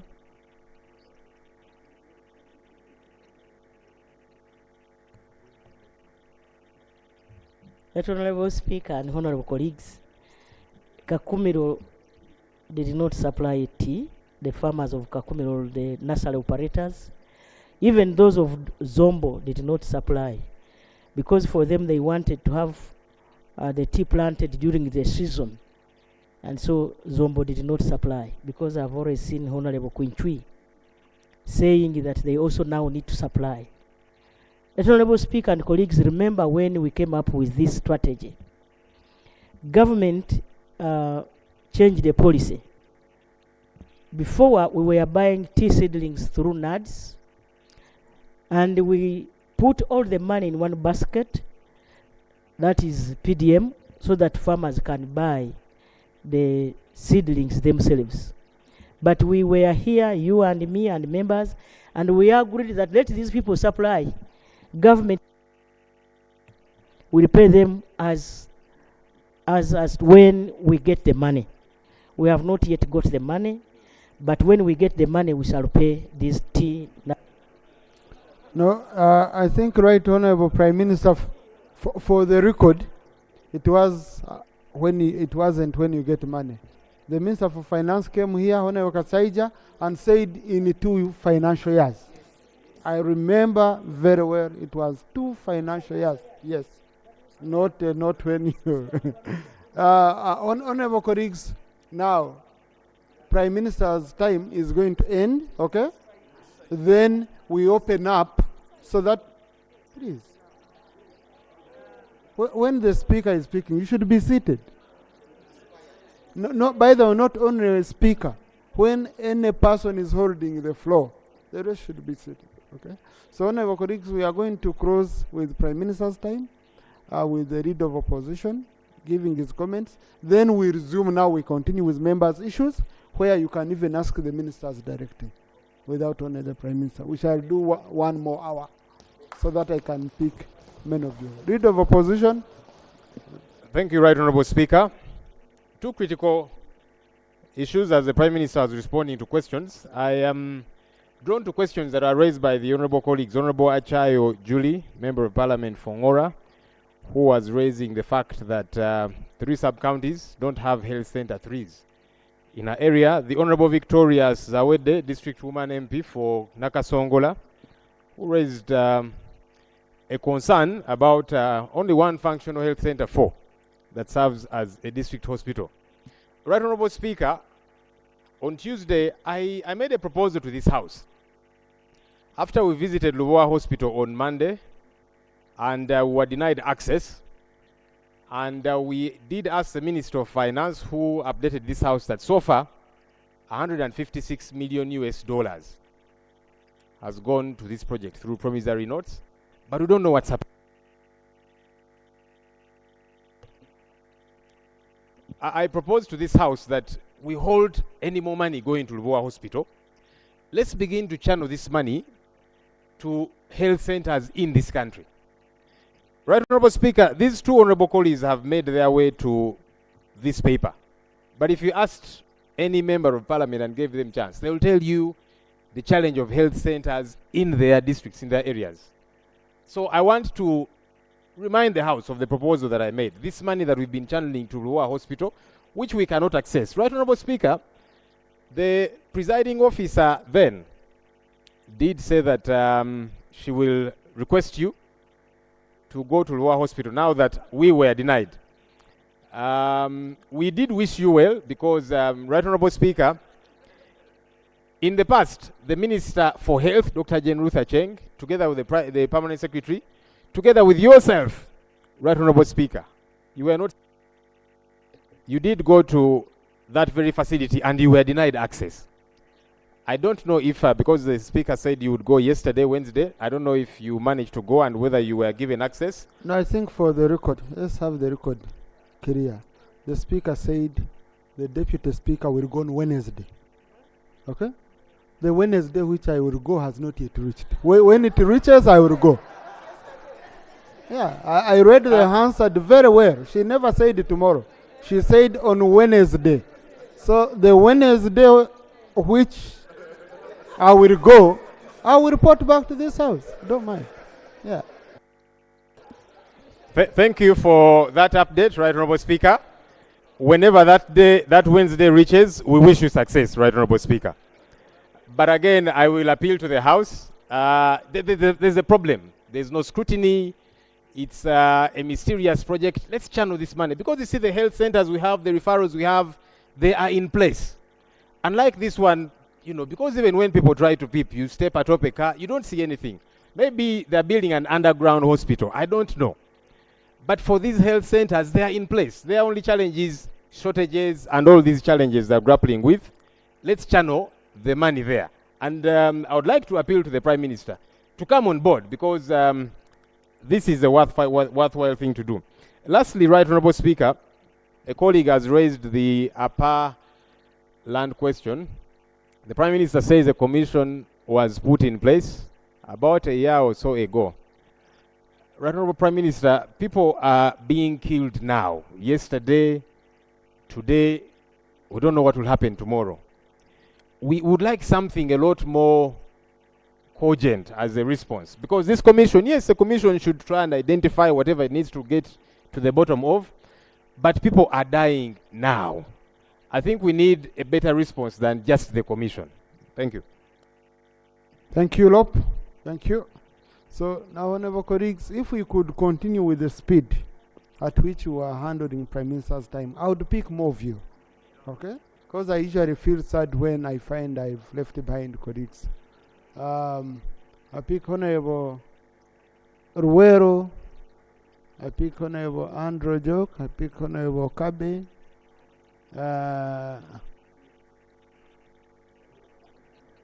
Yes, let me first pick these three. I'm first picking this side because I did the round at first here. So I'm coming back here, okay? I'm coming back this side, Honorable colleague. Thank you, Right Honorable Speaker. Thank you, Right Honorable Speaker. I want to ask the Prime Minister when the NRM government is going to pay for the NRA activities and all they did in the war that led to loss of lives, animals, food. When is the NRM government going to pay the people who will compensate them as they've been compensating other regions? I thank you. Right, Honorable.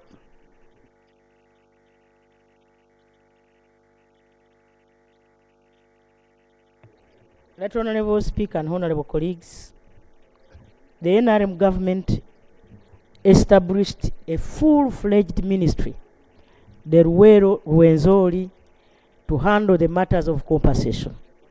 Last financial year, we used over 9 billion to compensate the Ruwero victims. We shall continue to compensate until when we feel everybody is satisfied. Thank you. Honorable Andrew Jok.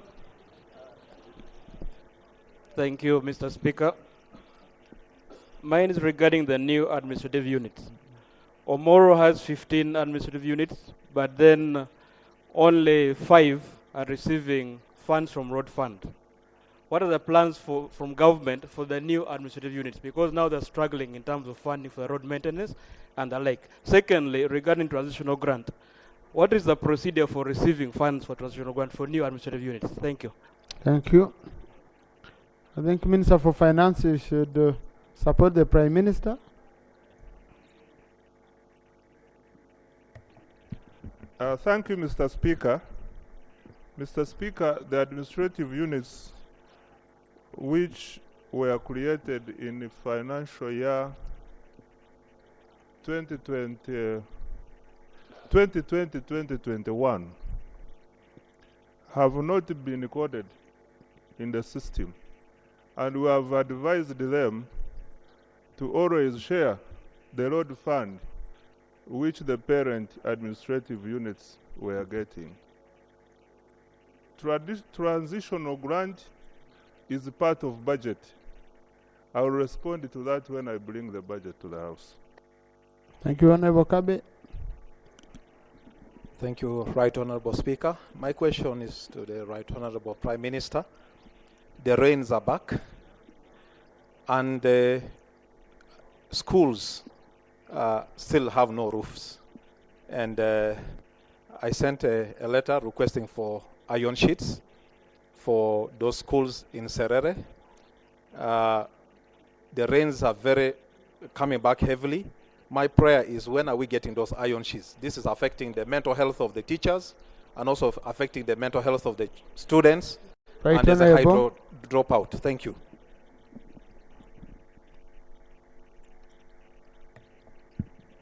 Iron sheets, iron sheets. Right Honorable Speaker and colleagues, the Office of the Prime Minister, through the Ministry of TESO Affairs, will provide iron sheets to your school. Thank you, Honorable Guzuri. Honorable Singoma, Honorable Komakech. Mr. Speaker, this country has borrowed trillions of money to implement projects, and in a number of places the resources are abused. A case in point is that the ACDP project, which should have helped construct deal with issues of road chokes by putting bridges, has stalled in a number of places, including Maracha. There's a bridge whose works have been abandoned by the contractor. The matter was raised here. The Speaker directed that a report be brought on it, and the report is nowhere. Do we still have a responsible and accountable government to the people? That is one. Two, World Bank gave money to Uganda government, a grant to build Koboko Yumbe Moyo Road. To date, nobody knows what is happening. The government is quiet. What is happening to these resources? The people are asking if these resources are not being swindled. Thank you, Honorable. Now, Honorable colleagues, you see, you have very important matters. I would request we keep the questions focused. Honorable Guzuri has brought a very good issue. But then the question you are putting, whether we have a responsible government. If you want someone who wants to dodge you, can come and say, we have a responsible government. But I think the issue should be, when are they coming to complete this project? When are they resuming? Right, Honorable Prime Minister?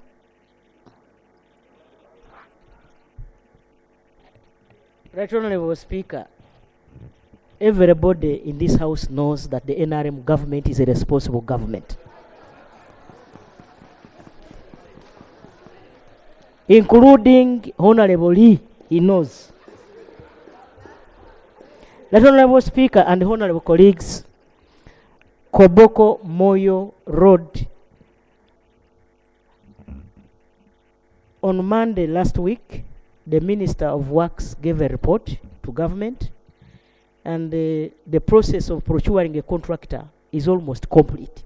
So be sure that the responsible government of NRM will work on that road. Honorable Singoma.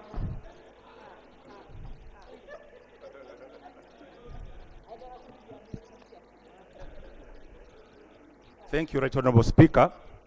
Right Honorable Speaker, Hoima Regional Referral Hospital continues to grapple with the problem of lack of a radiologist.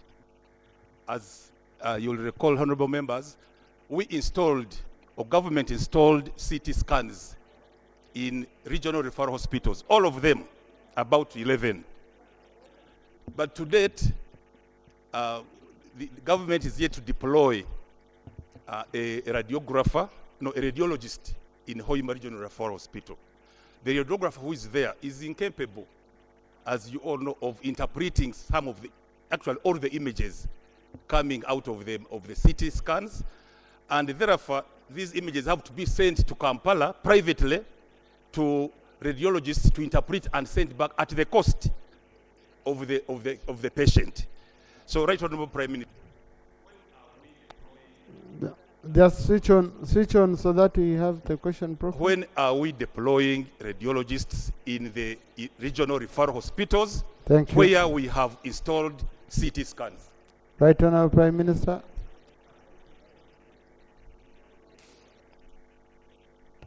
Right Honorable Speaker and honorable colleagues, the President has always emphasized science.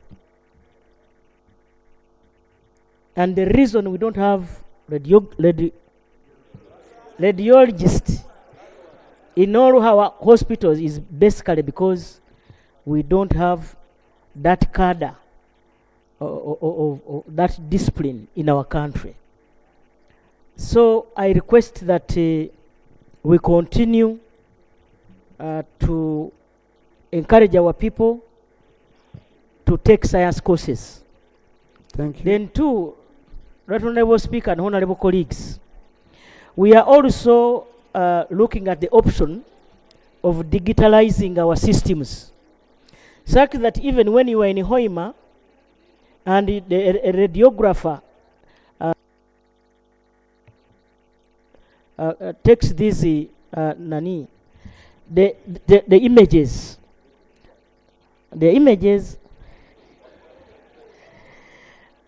a consultant, say in Mulago or any other hospital specialized, can help to read and prescribe for the patient, even when they are in Hoima, even when they are in Masaka or elsewhere. That is long term, but short term, we continue to advertise to attract that kind of stuff. Thank you so much. In fact, Right Honorable Prime Minister, you can task your people so that this becomes short term, especially connecting the way we've given this project of the fiber. If regional referral hospitals can be connected to the fiber, to strong internet, because here at Nakasero, they take your MRI pictures, they are read from India, interpreted, and results come from India. So what about near here? Yeah. By the time the pictures take an aeroplane to India and come back. So you can task them to be quicker. Yes, I had picked Honorable Komakechi, I picked the Honorable Reddy, Mbare, then Zimbabwe. I'm going to be picking honorable colleagues. You see, you are seated 4 people. I can't say 1, 2, 3, you follow each other. No, I have to keep picking from all sides one by one. Yeah. Madam Prime Minister, with the population, Madam Prime Minister, thank you so much. Madam Prime Minister, with a population of 220,000 people, Pade district scores 8 in HIV prevalence in the country. With a population of 220,000 people, Pade district rates number 1 in having children with nodding disease syndrome. With a population of 220,000 people, mental health is scorching in Pade district. Pade district last received medicine in all health centers last year in April. As we speak currently, all health centers do not have medicine to treat children with nodding disease, to treat people with HIV. Madam Prime Minister, the DHO is lamenting. We as leaders are lamenting. My question, what plan does the government of Uganda have for the people of Pade to handle chronic diseases? But then, when is medicine going to be supplied in all health centers in Pade district? Thank you so much. Right Honourable Prime Minister.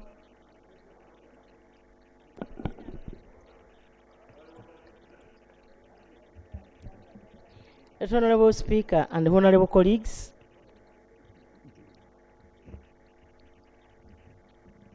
nodding disease. The report I have is that we no longer have new cases of nodding disease. We still have those cases, and we are told those cases, the victims are about between 20 to 30 years. That Honourable Speaker and honourable colleagues, and those are being managed in the communities because the centers were closed. That Honourable Speaker and honourable colleagues, the Office of the Prime Minister has been supporting our children or our youth with food so that they can survive. They are telling us there are no longer new cases of nodding disease. Even the minister was here. That Honourable Speaker and honourable colleagues, the other issue he talked about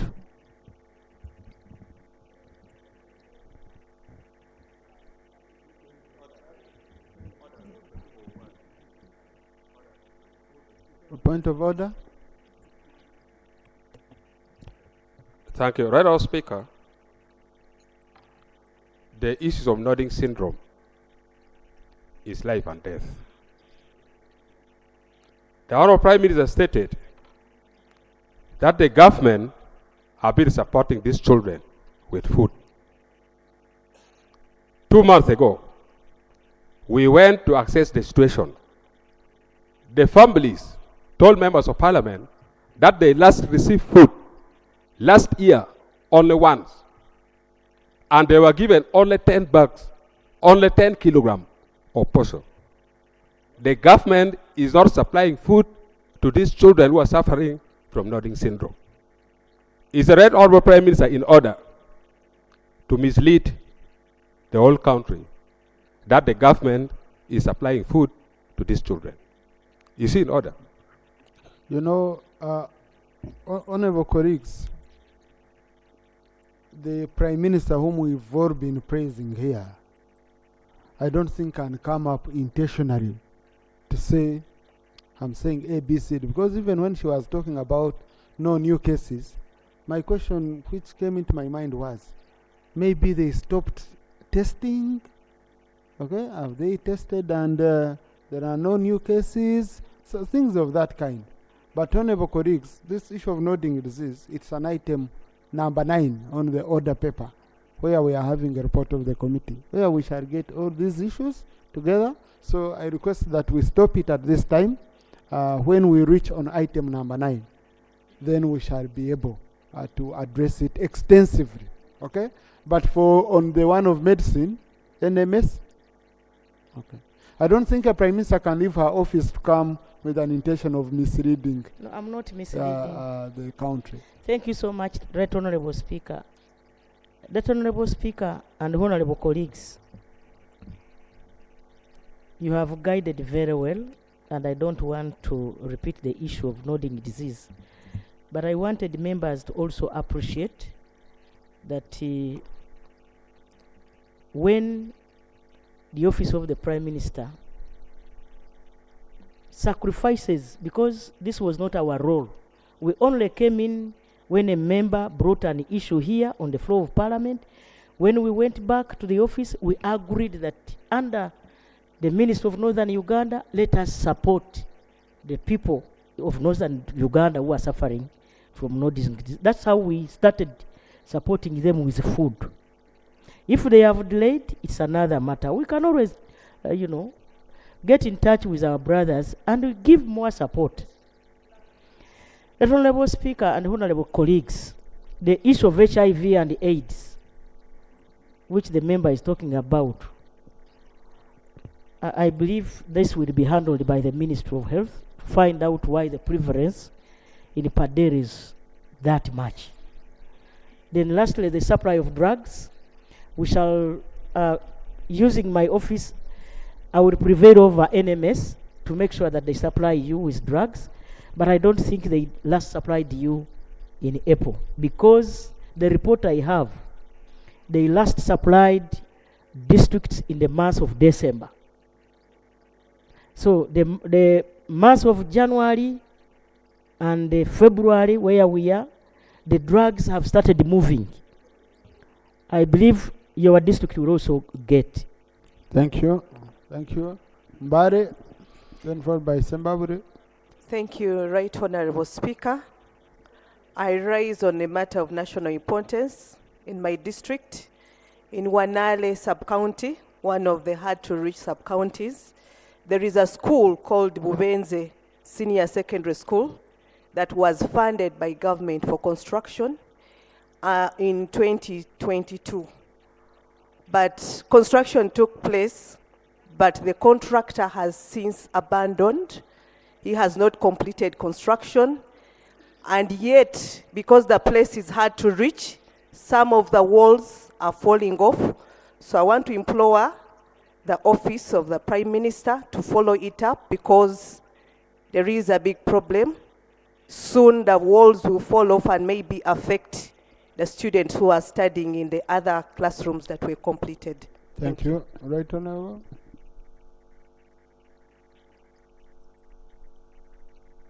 I request my sister from Bali to give a comprehensive question so that I can get an answer from the concerned. Thank you. Judith Aliek, then Zombo, then Honorable Wakaima. Oh, Zimbabwe, yes. Before Honorable Judith Aliek, we pick Zimbabwe.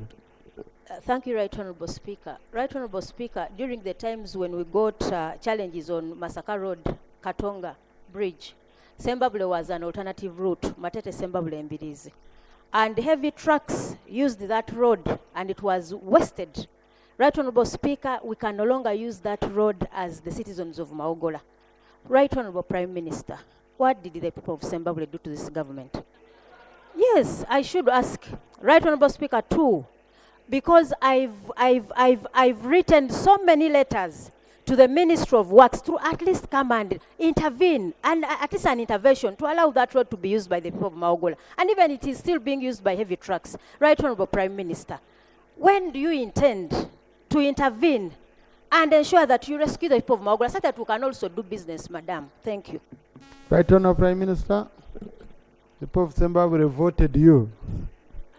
That's what they did. Right Honorable Speaker and honorable colleagues, I sometimes sympathize with my government.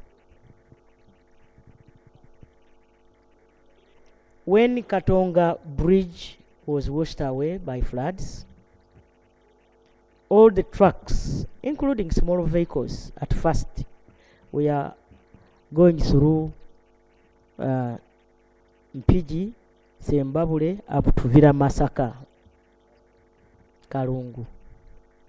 And to me, I expected you, Honorable Namuga, to appreciate. That Honorable Speaker, it takes a brave government to have such alternative routes. Right Honorable Speaker and colleagues,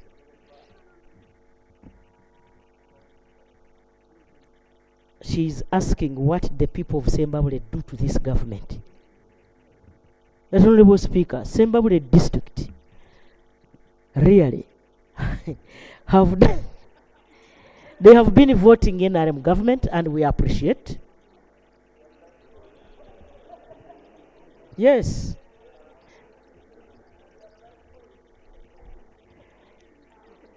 They have done nothing wrong, but they have done something good, and that's why they have such alternative routes. unlike other areas where we have not. Appreciate for once. Thank you, Right Honorable. If it is an alternative route, Right Honorable Speaker, if it is an alternative route in a bad state, colleague, honorable members of parliament, I request that if you have a big question like that, you put it in writing so that, because for me, I get written questions from the clerk. No, what we will do, we shall check, Right Honorable Prime Minister, on the issue of the question. Yeah. A different question. So, yes, I had picked Honorable Adiek and then Honorable Gabriel. Thank you so much. Thank you very much, Right Honorable Speaker.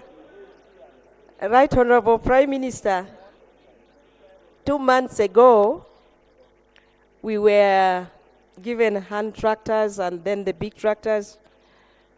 These tractors were given to districts in northern Uganda. We got 1 hand tractor per sub-county and then 1 big tractor per district. And Maif promised to go and train our people on the use of these tractors.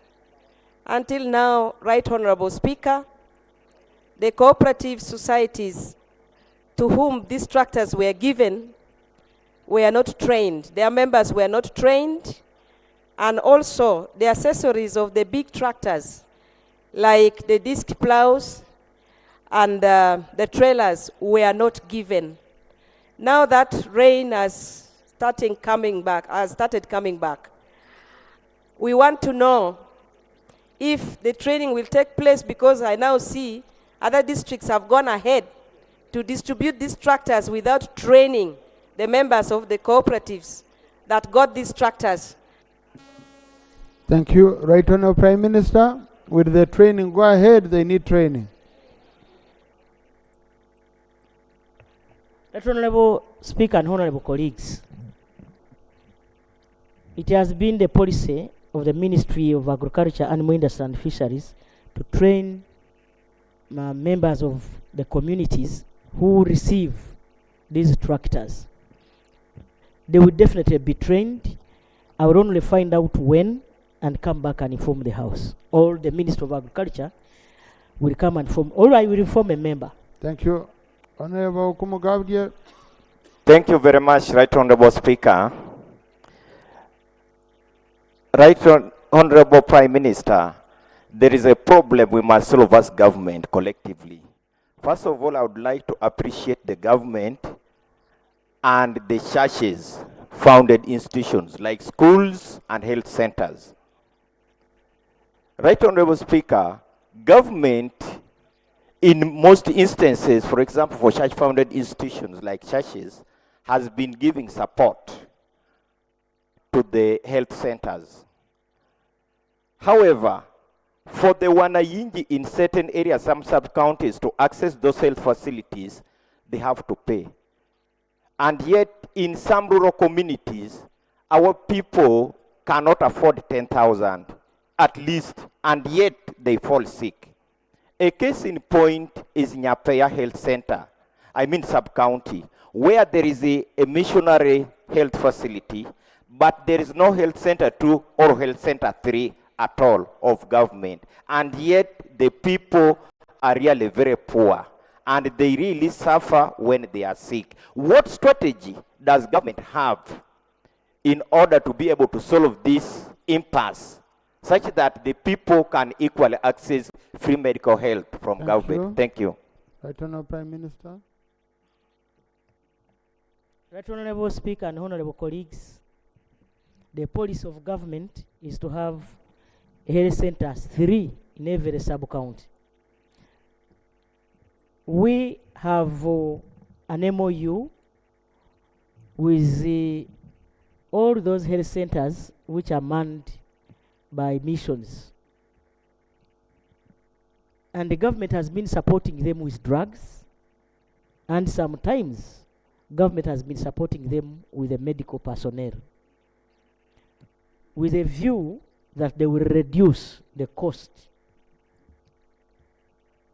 But governments policy is to put a health facility at every sub-county. And once the chance comes for your sub-county, definitely those people will be served.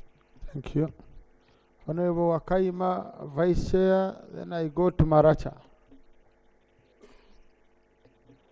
Thank you, Right Honorable Speaker.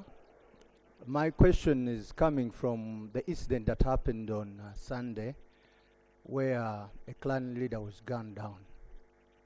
Right Honorable Speaker and Prime Minister, there was a young man who intercepted that those Right Honorable, we need your attention. There is a question for you. Right Prime Minister, I'm saying that my question is coming from a clan leader that was assassinated on Sunday. And there was a young man who was able to intercept those gunmen. In other countries, Right Honorable Prime Minister, such a person will be a hero, and indeed can be even deployed in the government, or in the police, or in the army. What is your government thinking about that young man? I thank you. Right Honorable. I think basically he feels, you know, when the head of the Ndigak run was gunned down, the community managed to intercept those people who are running. He says the leading person, he feels he should be recognized. We don't know. Appreciate.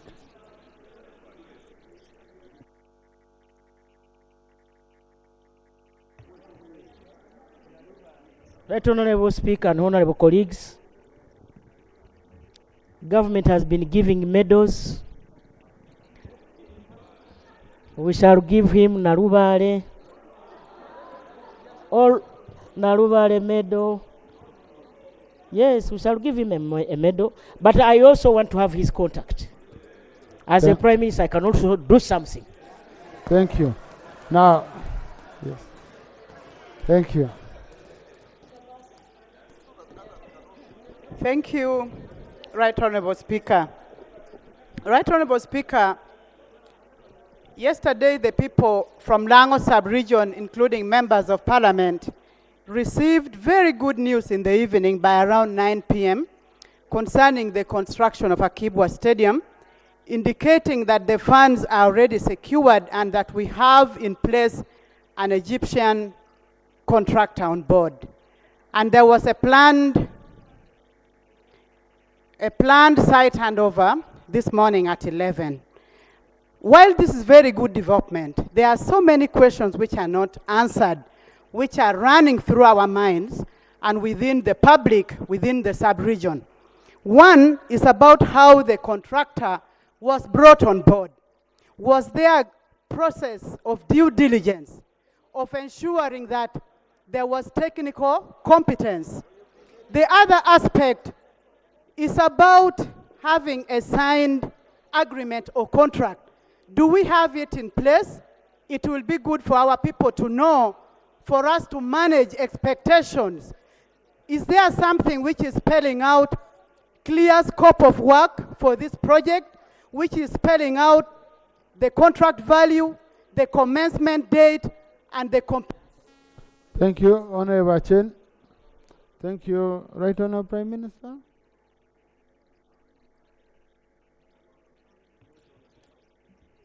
I'm happy that she was appreciating. She's only concerned about the way the contractor was got. Right Honorable Speaker and colleagues, we have a policy in place. You can do direct procurement. Yes, as long as you are sure that the contractor you have as government will do a good job, and that government will have, or maybe the public, we shall have value for money. So I will request that the member puts this in writing so that I can get a comprehensive answer.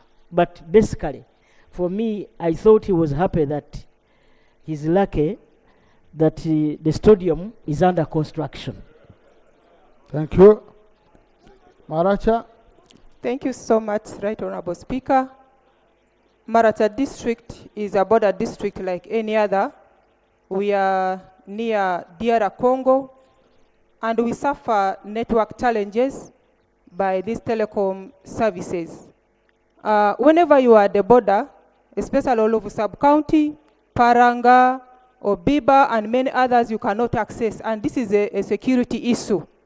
And I would like to ask the Prime Minister what the communication services are doing to upgrade our network services in Maracha district and many other districts in Uganda. Thank you.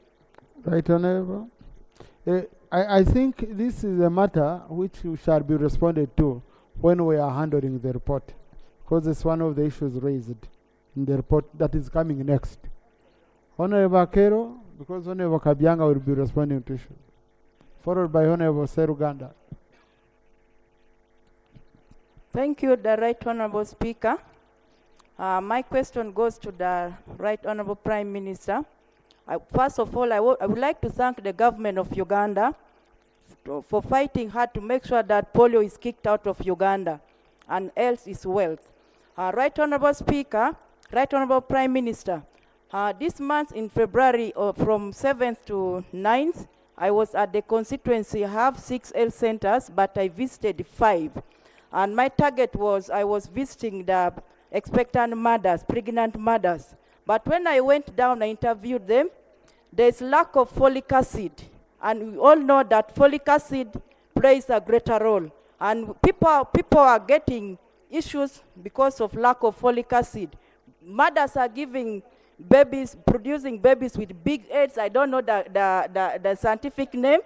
And some of them are weak, disability, because of lack of folic acid. So when I talk to them, the health workers, they say that taken 3 months, there is no folic acid. They only press the women's stomach, no folic acid being given. And also anti-malarial drugs were not there. Like for Ogur Health Center 4, we only add... Your question? You see, you've gone into a long story. Switch on again. Switch on. Question yes. straight. The challenge is women are not attending antenatal care. Question The question is, when and where is folic acid, and when is folic acid Thank you, Right Honorable going to be given to...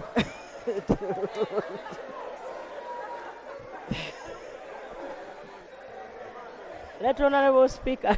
Where did you keep the folic acid, Right Honorable?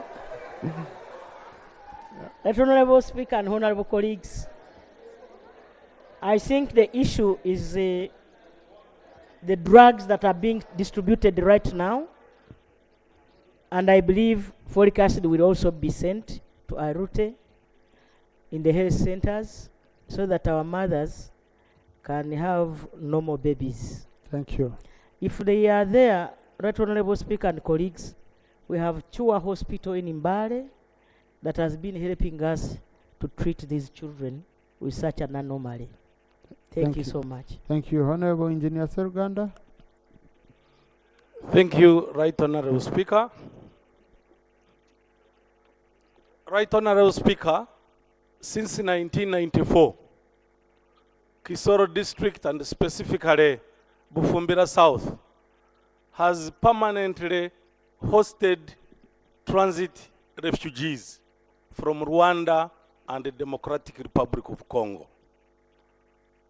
These refugees strain the health, education, food security, and environment, to mention but a few, for the requirements of the district. My question to the Prime Minister, when will Kisoro District and specifically Bufumbira South be declared a refugee hosting community? Thank you. All a permanent transit area. Thank you. Right Honorable Prime Minister.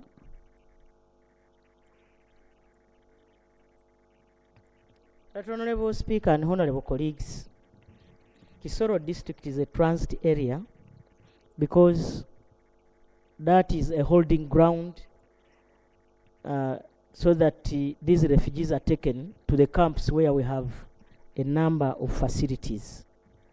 Secondly, as you are aware, Kisoro is overpopulated, they don't have land.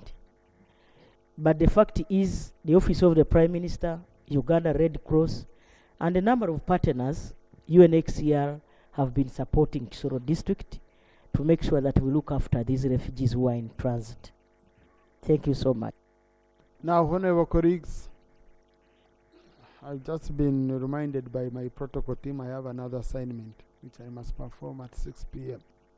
Yeah, and yet when I look at each one of you, you know, all of you have urgent issues. Yeah, so, but the problem, I don't know where I can buy time. I have a matter which I must finish also. Let's go back to item number 3. Debate open is now, starting with Honorable Hira Ichaga I had picked. Honorable colleagues, I started by rotating around. I came here, now I had come back here. So I know, yes, I remember I had given Honorable Yonai note, so please forgive me, Honorable colleagues.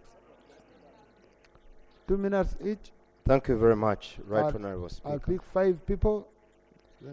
Right Honorable Speaker, I want to thank the committee for the report. As the Shadow Minister for Arts and Culture, we thank you for the representation. Right Honorable Speaker, we must accept that the telecom companies are doing a disservice to the innovation and the creative world. But this can only be cured if we work on the policy, which policy is the copyright law.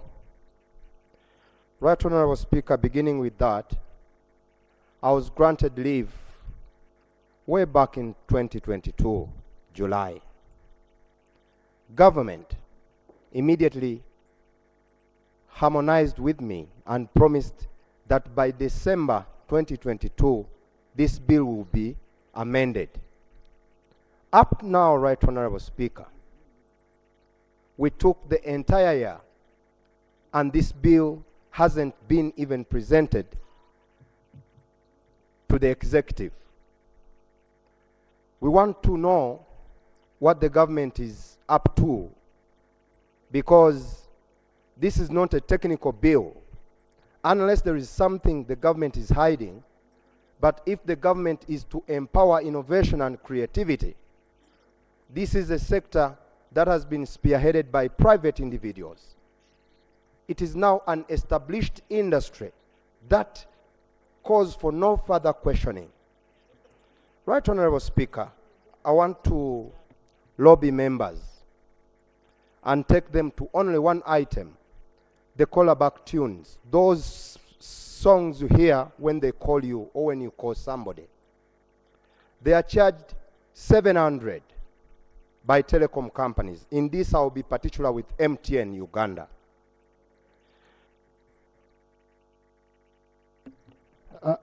No, Honorable, we don't add ourselves time. And like I said, please, I can understand your point. It's a very clear one. But you have other colleagues, and I picked 5. You have other colleagues, Honorable colleagues. Let's yield the floor for others. Okay, conclude. Right Honorable Speaker, thank you very much. With the 700,000 that telecom companies charge, VAT of 18% is taken away, and that is 107. Standard exercise 12%, which is 64 shillings, is also taken away. Then we have 19% as platform fees, which is 101. Then MTN deemed cost is 20%, which is 106.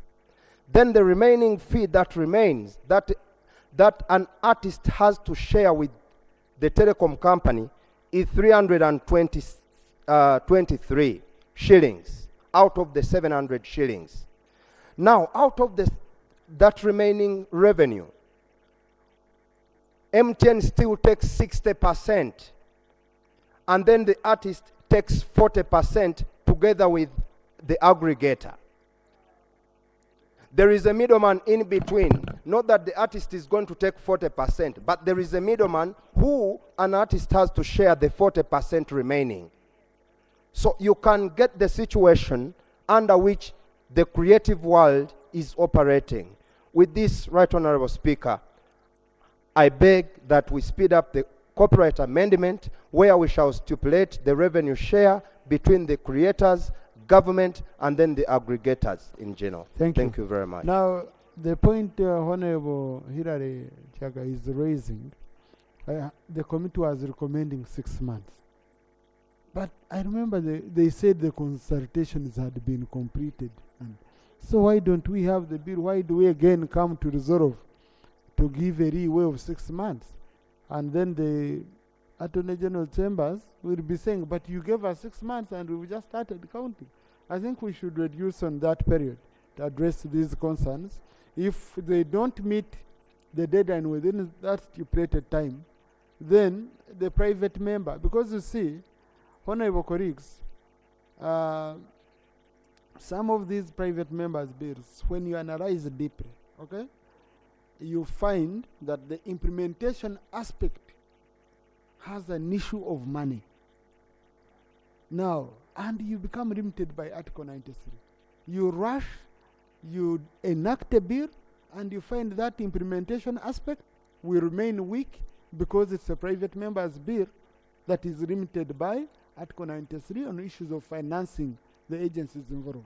So when you work together with the government, like Honorable Hilary has done, and I want to commend you for that, you build up a very good bill, and I'm going to ensure that I follow up this bill comes quickly.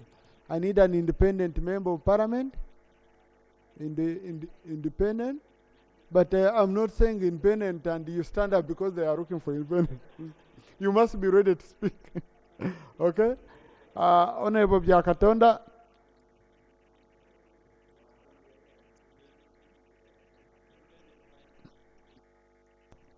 Right Honorable Speaker, I think I want to thank the committee for the report, but basically we need to consider certain priorities as highlighted in the report.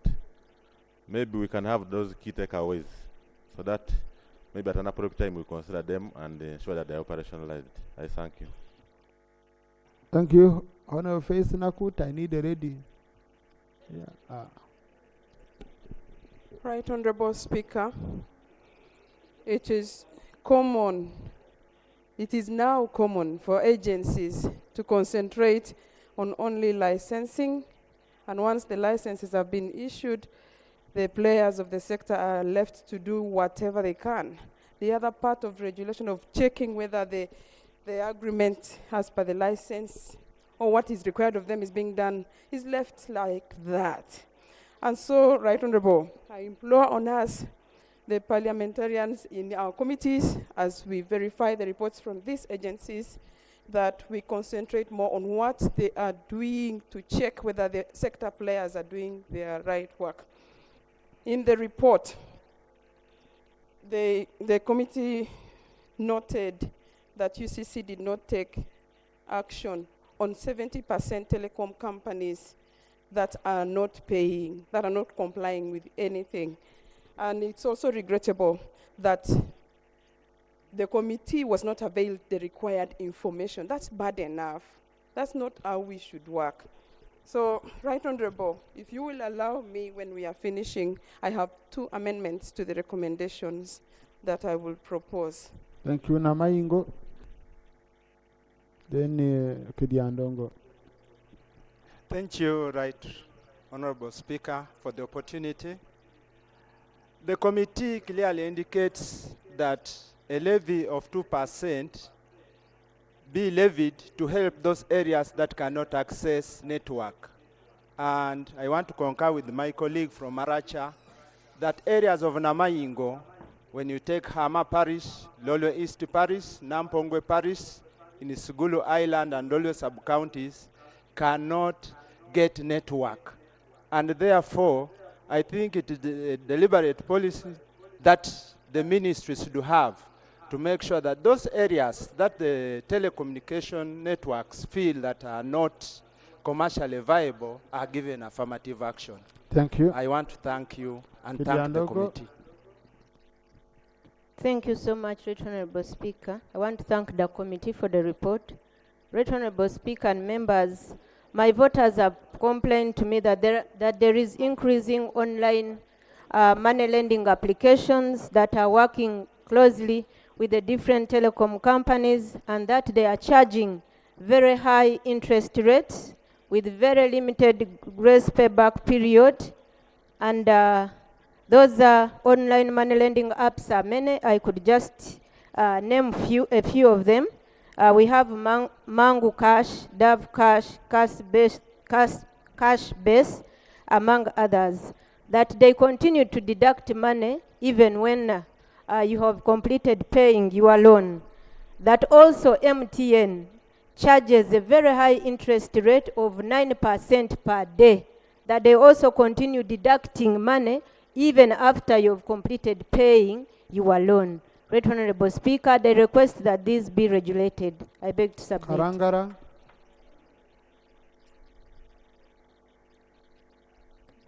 Thank you, Mr. Speaker, and I want to thank the committee for the report that well stipulates whatever they have said.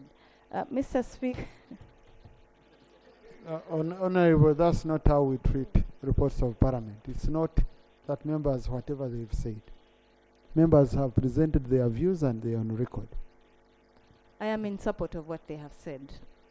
And also, Mr. Speaker, I wanted to add my voice, especially to the issue of the artists. When you look at the money that government gets annually, it is 75 billion. But when you look at when we get down to the calculations, the aggregators get 583 billion 200. Mr. Speaker, like my colleague Honorable Chiaga stated, the artists are being robbed of during daylight. They're being exploited.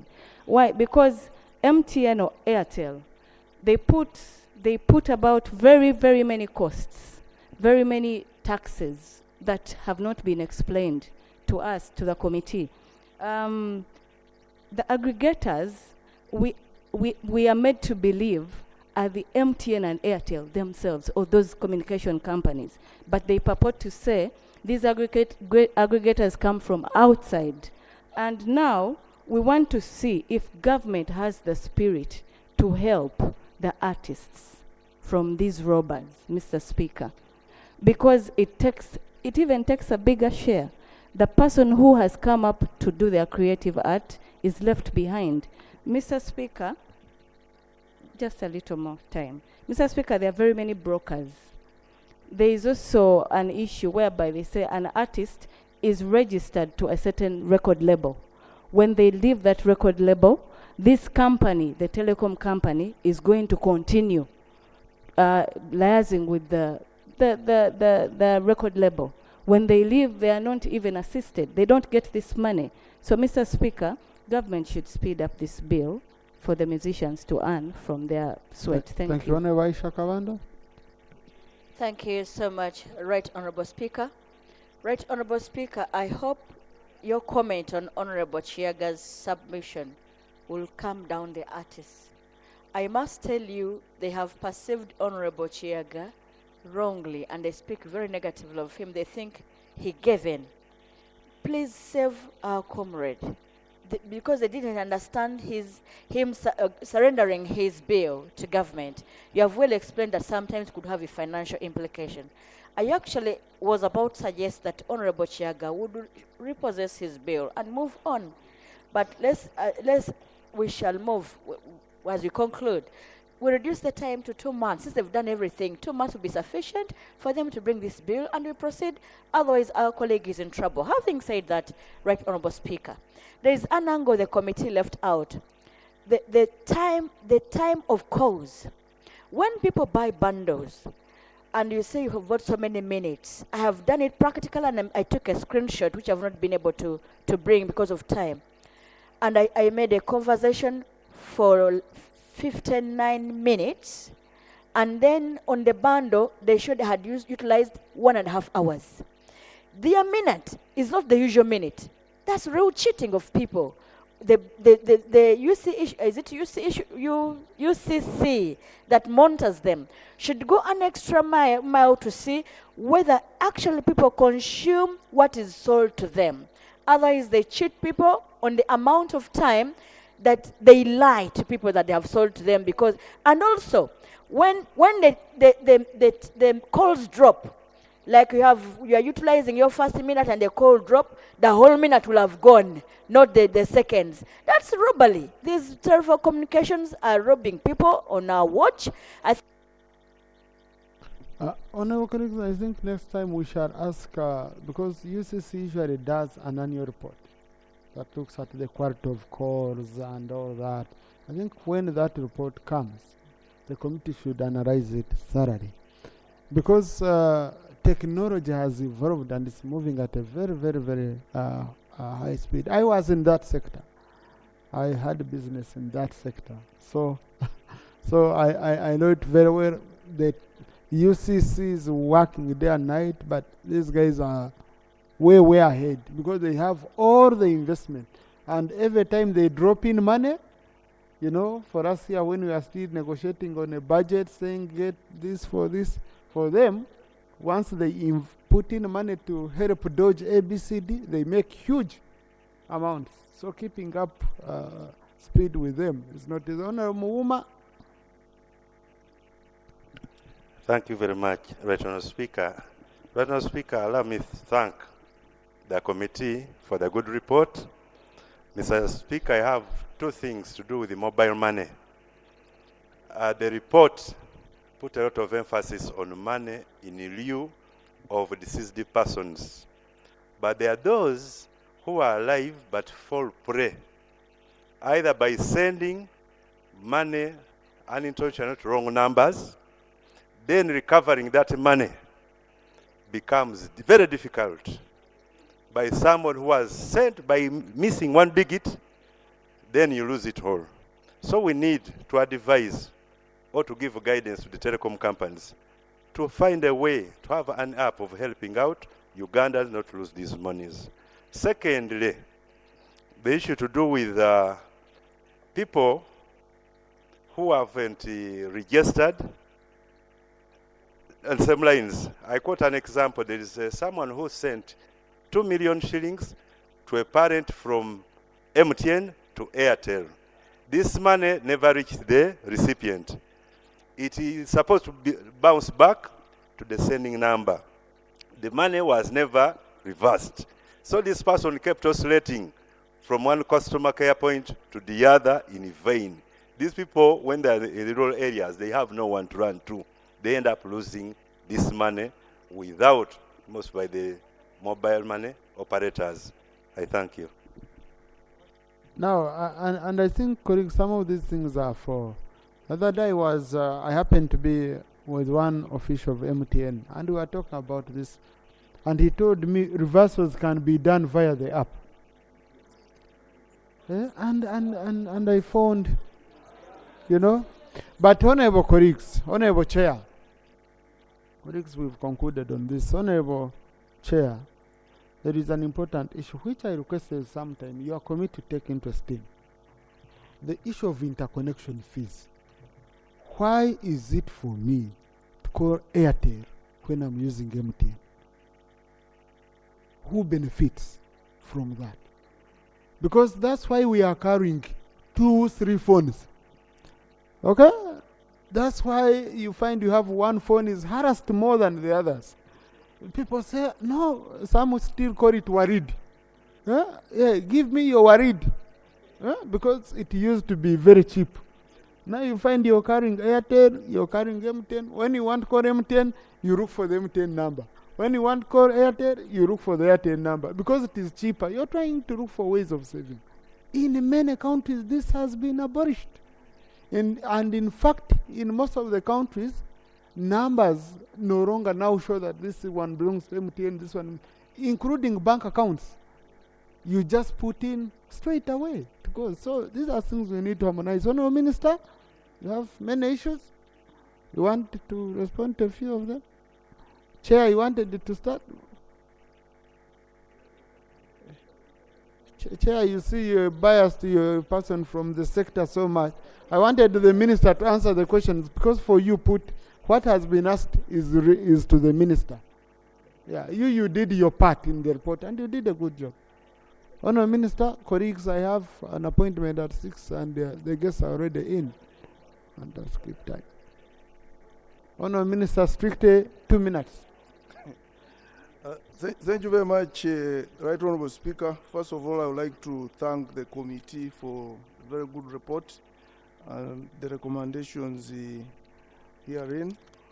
I think most of the issues are rotating around the artists, and this one, what can solve it is the amendment of the corporate law, and we are working with the Attorney General's office to see how we can conclude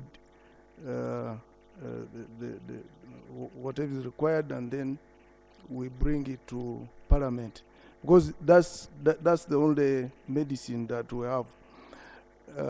Because we have looked at the law in Kenya, they amended it recently, and it is working very well for the artists. So we are going to handle that, Honorable Speaker. And the issue of network in lack of network in most of the places in Amaingo and other places, we now have a licensing condition, Right Honorable Speaker, that for any company, for us to renew a license of any service provider, you must have covered at least 90% of the country. All telephone operators and other service providers. And if you look at the loan which we passed recently, UDAP, we are also going to put up masts in areas where the service providers probably feel there is. So most of the masts that we are going to put up are in those areas, including national parks for tourism. So that one will be sorted out soon. As soon as we start implementing the project, we shall start with those. Thank you, Honorable Minister. Thank you, Honourable Minister. Your time is done. I told you I gave you 2 minutes. Thank you. Honourable colleagues, amendments. I gave a minister time. I gave you my instructions. You didn't follow. Right Honourable, I beg for a minute. There is a recommendation here, Right Honourable, that there is a recommendation here on page 17 where the committee says Uganda Communications Commission should ensure that telecom companies disclose information on dormant electronic accounts. Right Honourable Speaker, I think this one, you will guide me, it would be Bank of Uganda, because UCC, there is a law on mobile money, and this law is not managed by UCC. I think I would say we amend it to Bank of Uganda. Yeah, I wanted to clarify on that. Right Honourable and members, that recommendation is in relation to the dormant accounts on the telephone line, not in the bank. So if it is on the telephone line, the dormant account belongs to the telecom operator, which is MTN or Airtel in this case. Are you meaning on mobile money? Yes, but no, the but line that's which is the law dormant. under Bank of Uganda. Okay? That's why telecoms now, a telecom company no longer owns mobile money business. Under the law, they had to separate. You had to form a new company that is totally different from the telecom, but they are working together. So it's under Bank of Uganda. But then you have, to me, I'm interested in dormant phones which are being used by thieves, by conmen, of people who are dead. Because they were already registered, someone is dead, but their number is still operating. And it's used to commit crimes and all that. Maybe we can look at those ones. So,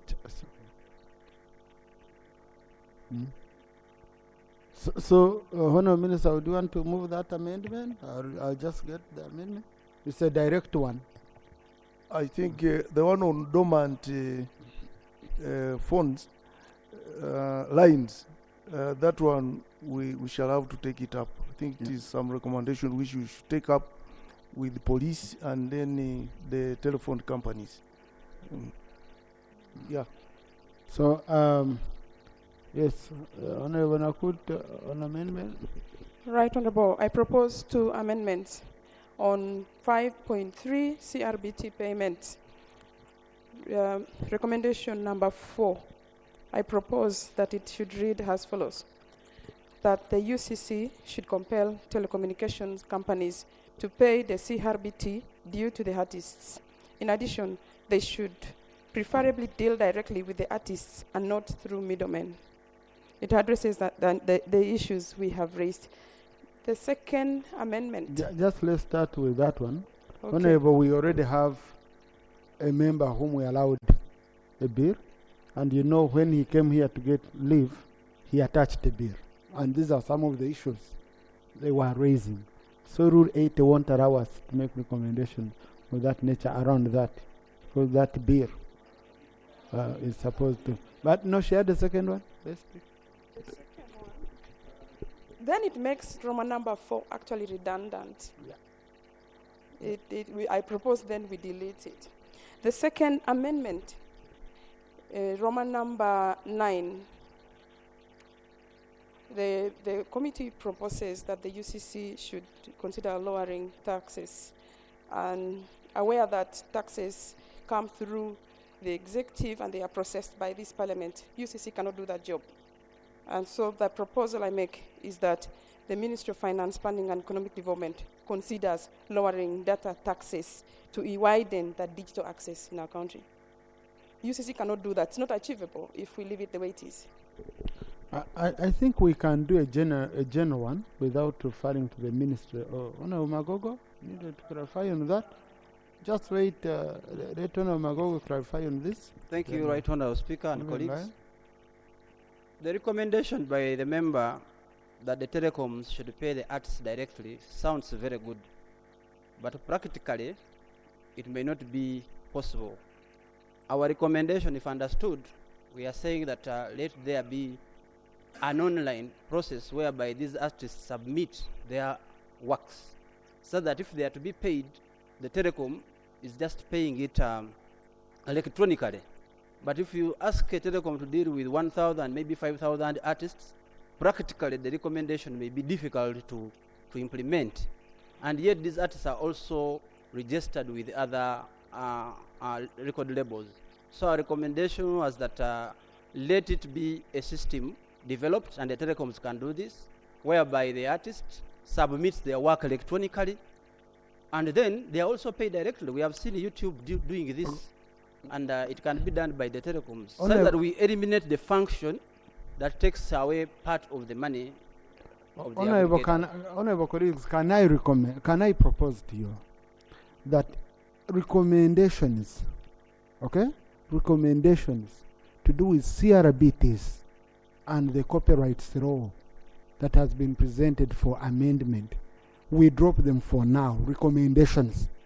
Okay, since the observations are also very critical, okay, then we drop the recommendations so that we are not biased when we are working on the law, which we've already given a member, okay. So that one would we agree we drop just the recommendations part to do with the CRBTs. Amendment Honourable Seungu. Mr. Speaker, thank you very much. I pray that we put a recommendation asking Ministry of Finance to bring Bank of Uganda Act and financial institution to cater for their mobile money dormant accounts. It's already there. It's there. Yes. Then the other recommendation I had, Mr. Speaker, was about that we recommend that Ministry of Finance takes a critical role on looking at the interest of mobile money dealers. Because, Mr. Speaker, as we talk now, when I withdraw 1 million, they charge me 30,000. But who takes all that money? The risk of the person running mobile money is higher than the one getting the interest of 30,000 from me. So this money at Parliamentary Avenue here, dealing in mobile money, is given 1,000. So we need a critical look at who takes that big money that is taken away from the mobile money dealer and I, who has transacted on mobile money. And that one was not looked at critically. Mr. Thank Speaker, you. sir. Honorable colleagues, can I request that some of the things we first study deeply, especially the issue to do with transactional charges, from rates of banks, charges, and these are things which can shake an economy from. I remember Kenya, when they passed a law that put a cap on interest rates, the economy from nowhere nearly collapsed, and then they had to come back and revise the law. So I would say, Honorable Sewungo, this is something you can study, okay, very well.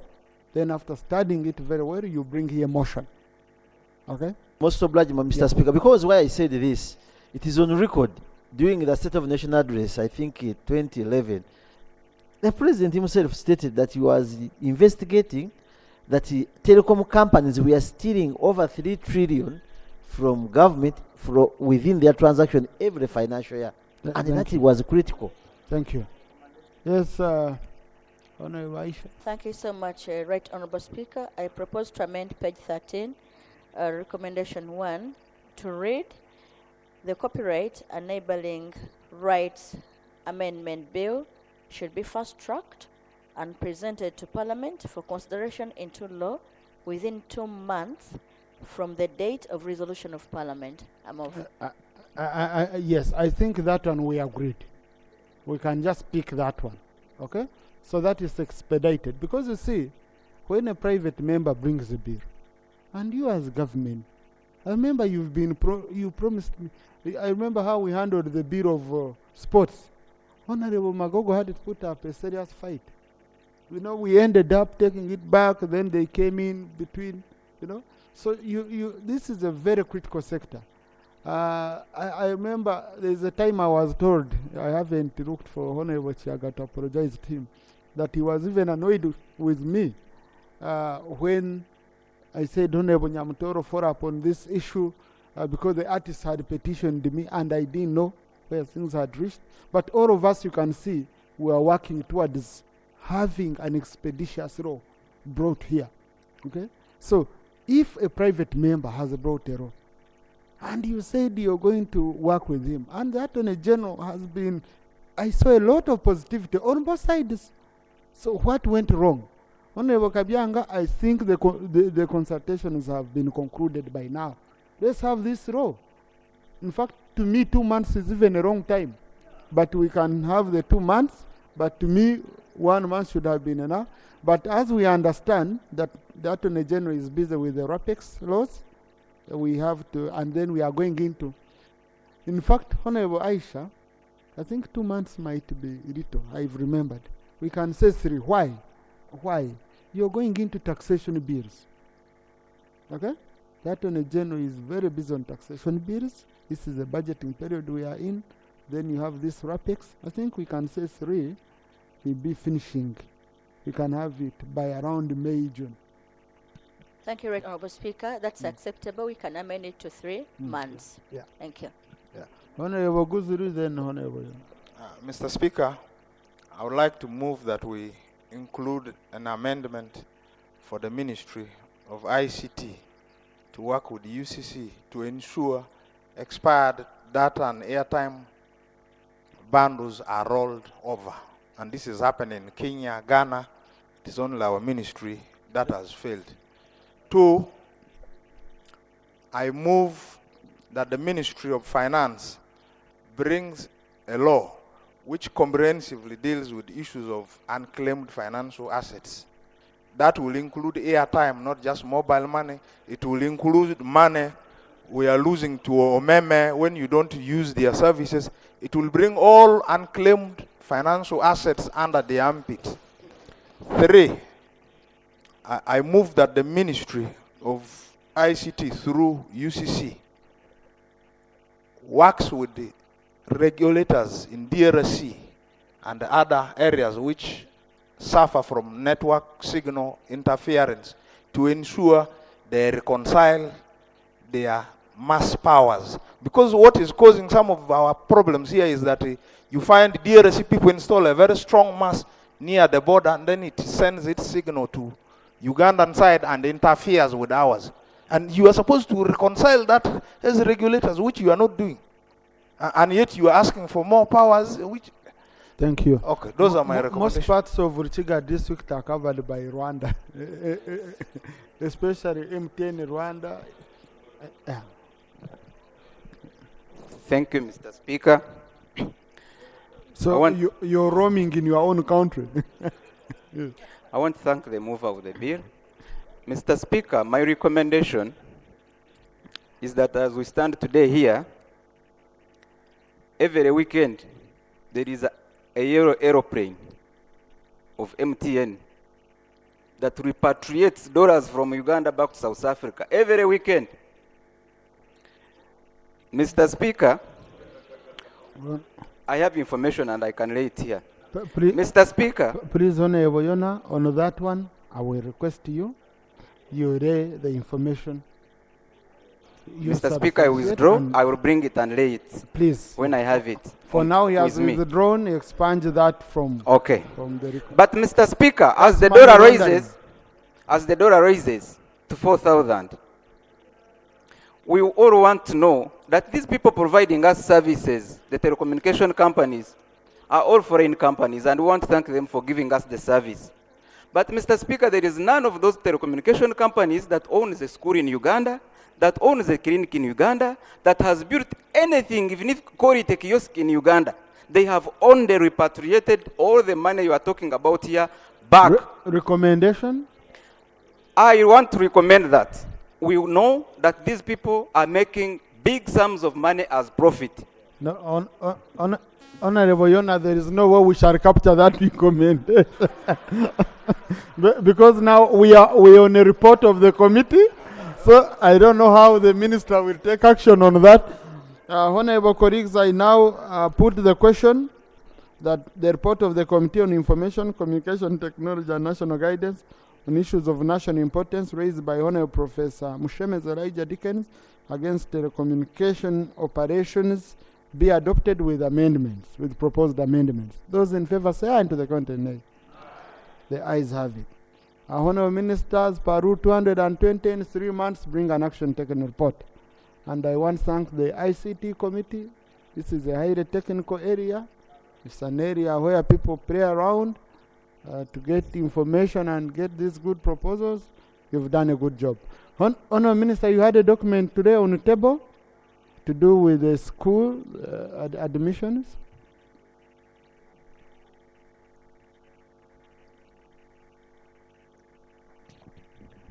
Right Honourable Speaker, as earlier guided, on behalf of the Minister of Education and Sports, I wish to lay the second circular extending admission into national certificate courses in technical vocational education and training, abbreviated as TVET, institutions for 2024.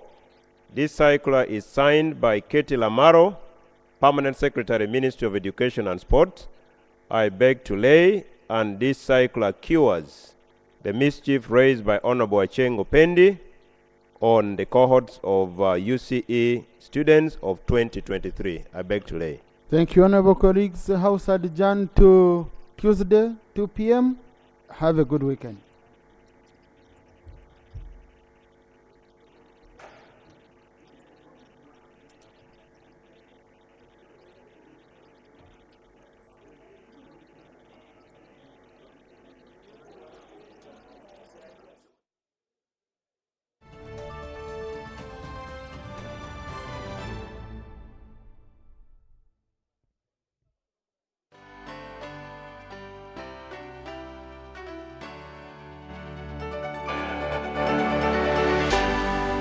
BBC, inspiring Uganda. Fred! Osmosis. Freddy! Fred Dollar, my boss, CEO Inojo, the general of generals, the conqueror of conquerors, the first and the final, the sky above the skies, the promised land, the terms and the conditions, the international king crocodile, the source of the Osmosis. the Nile. I don't have money today. Just take a polite loan of 200k to stock my shop. The signs and symptoms of success, the bank commander, not the bank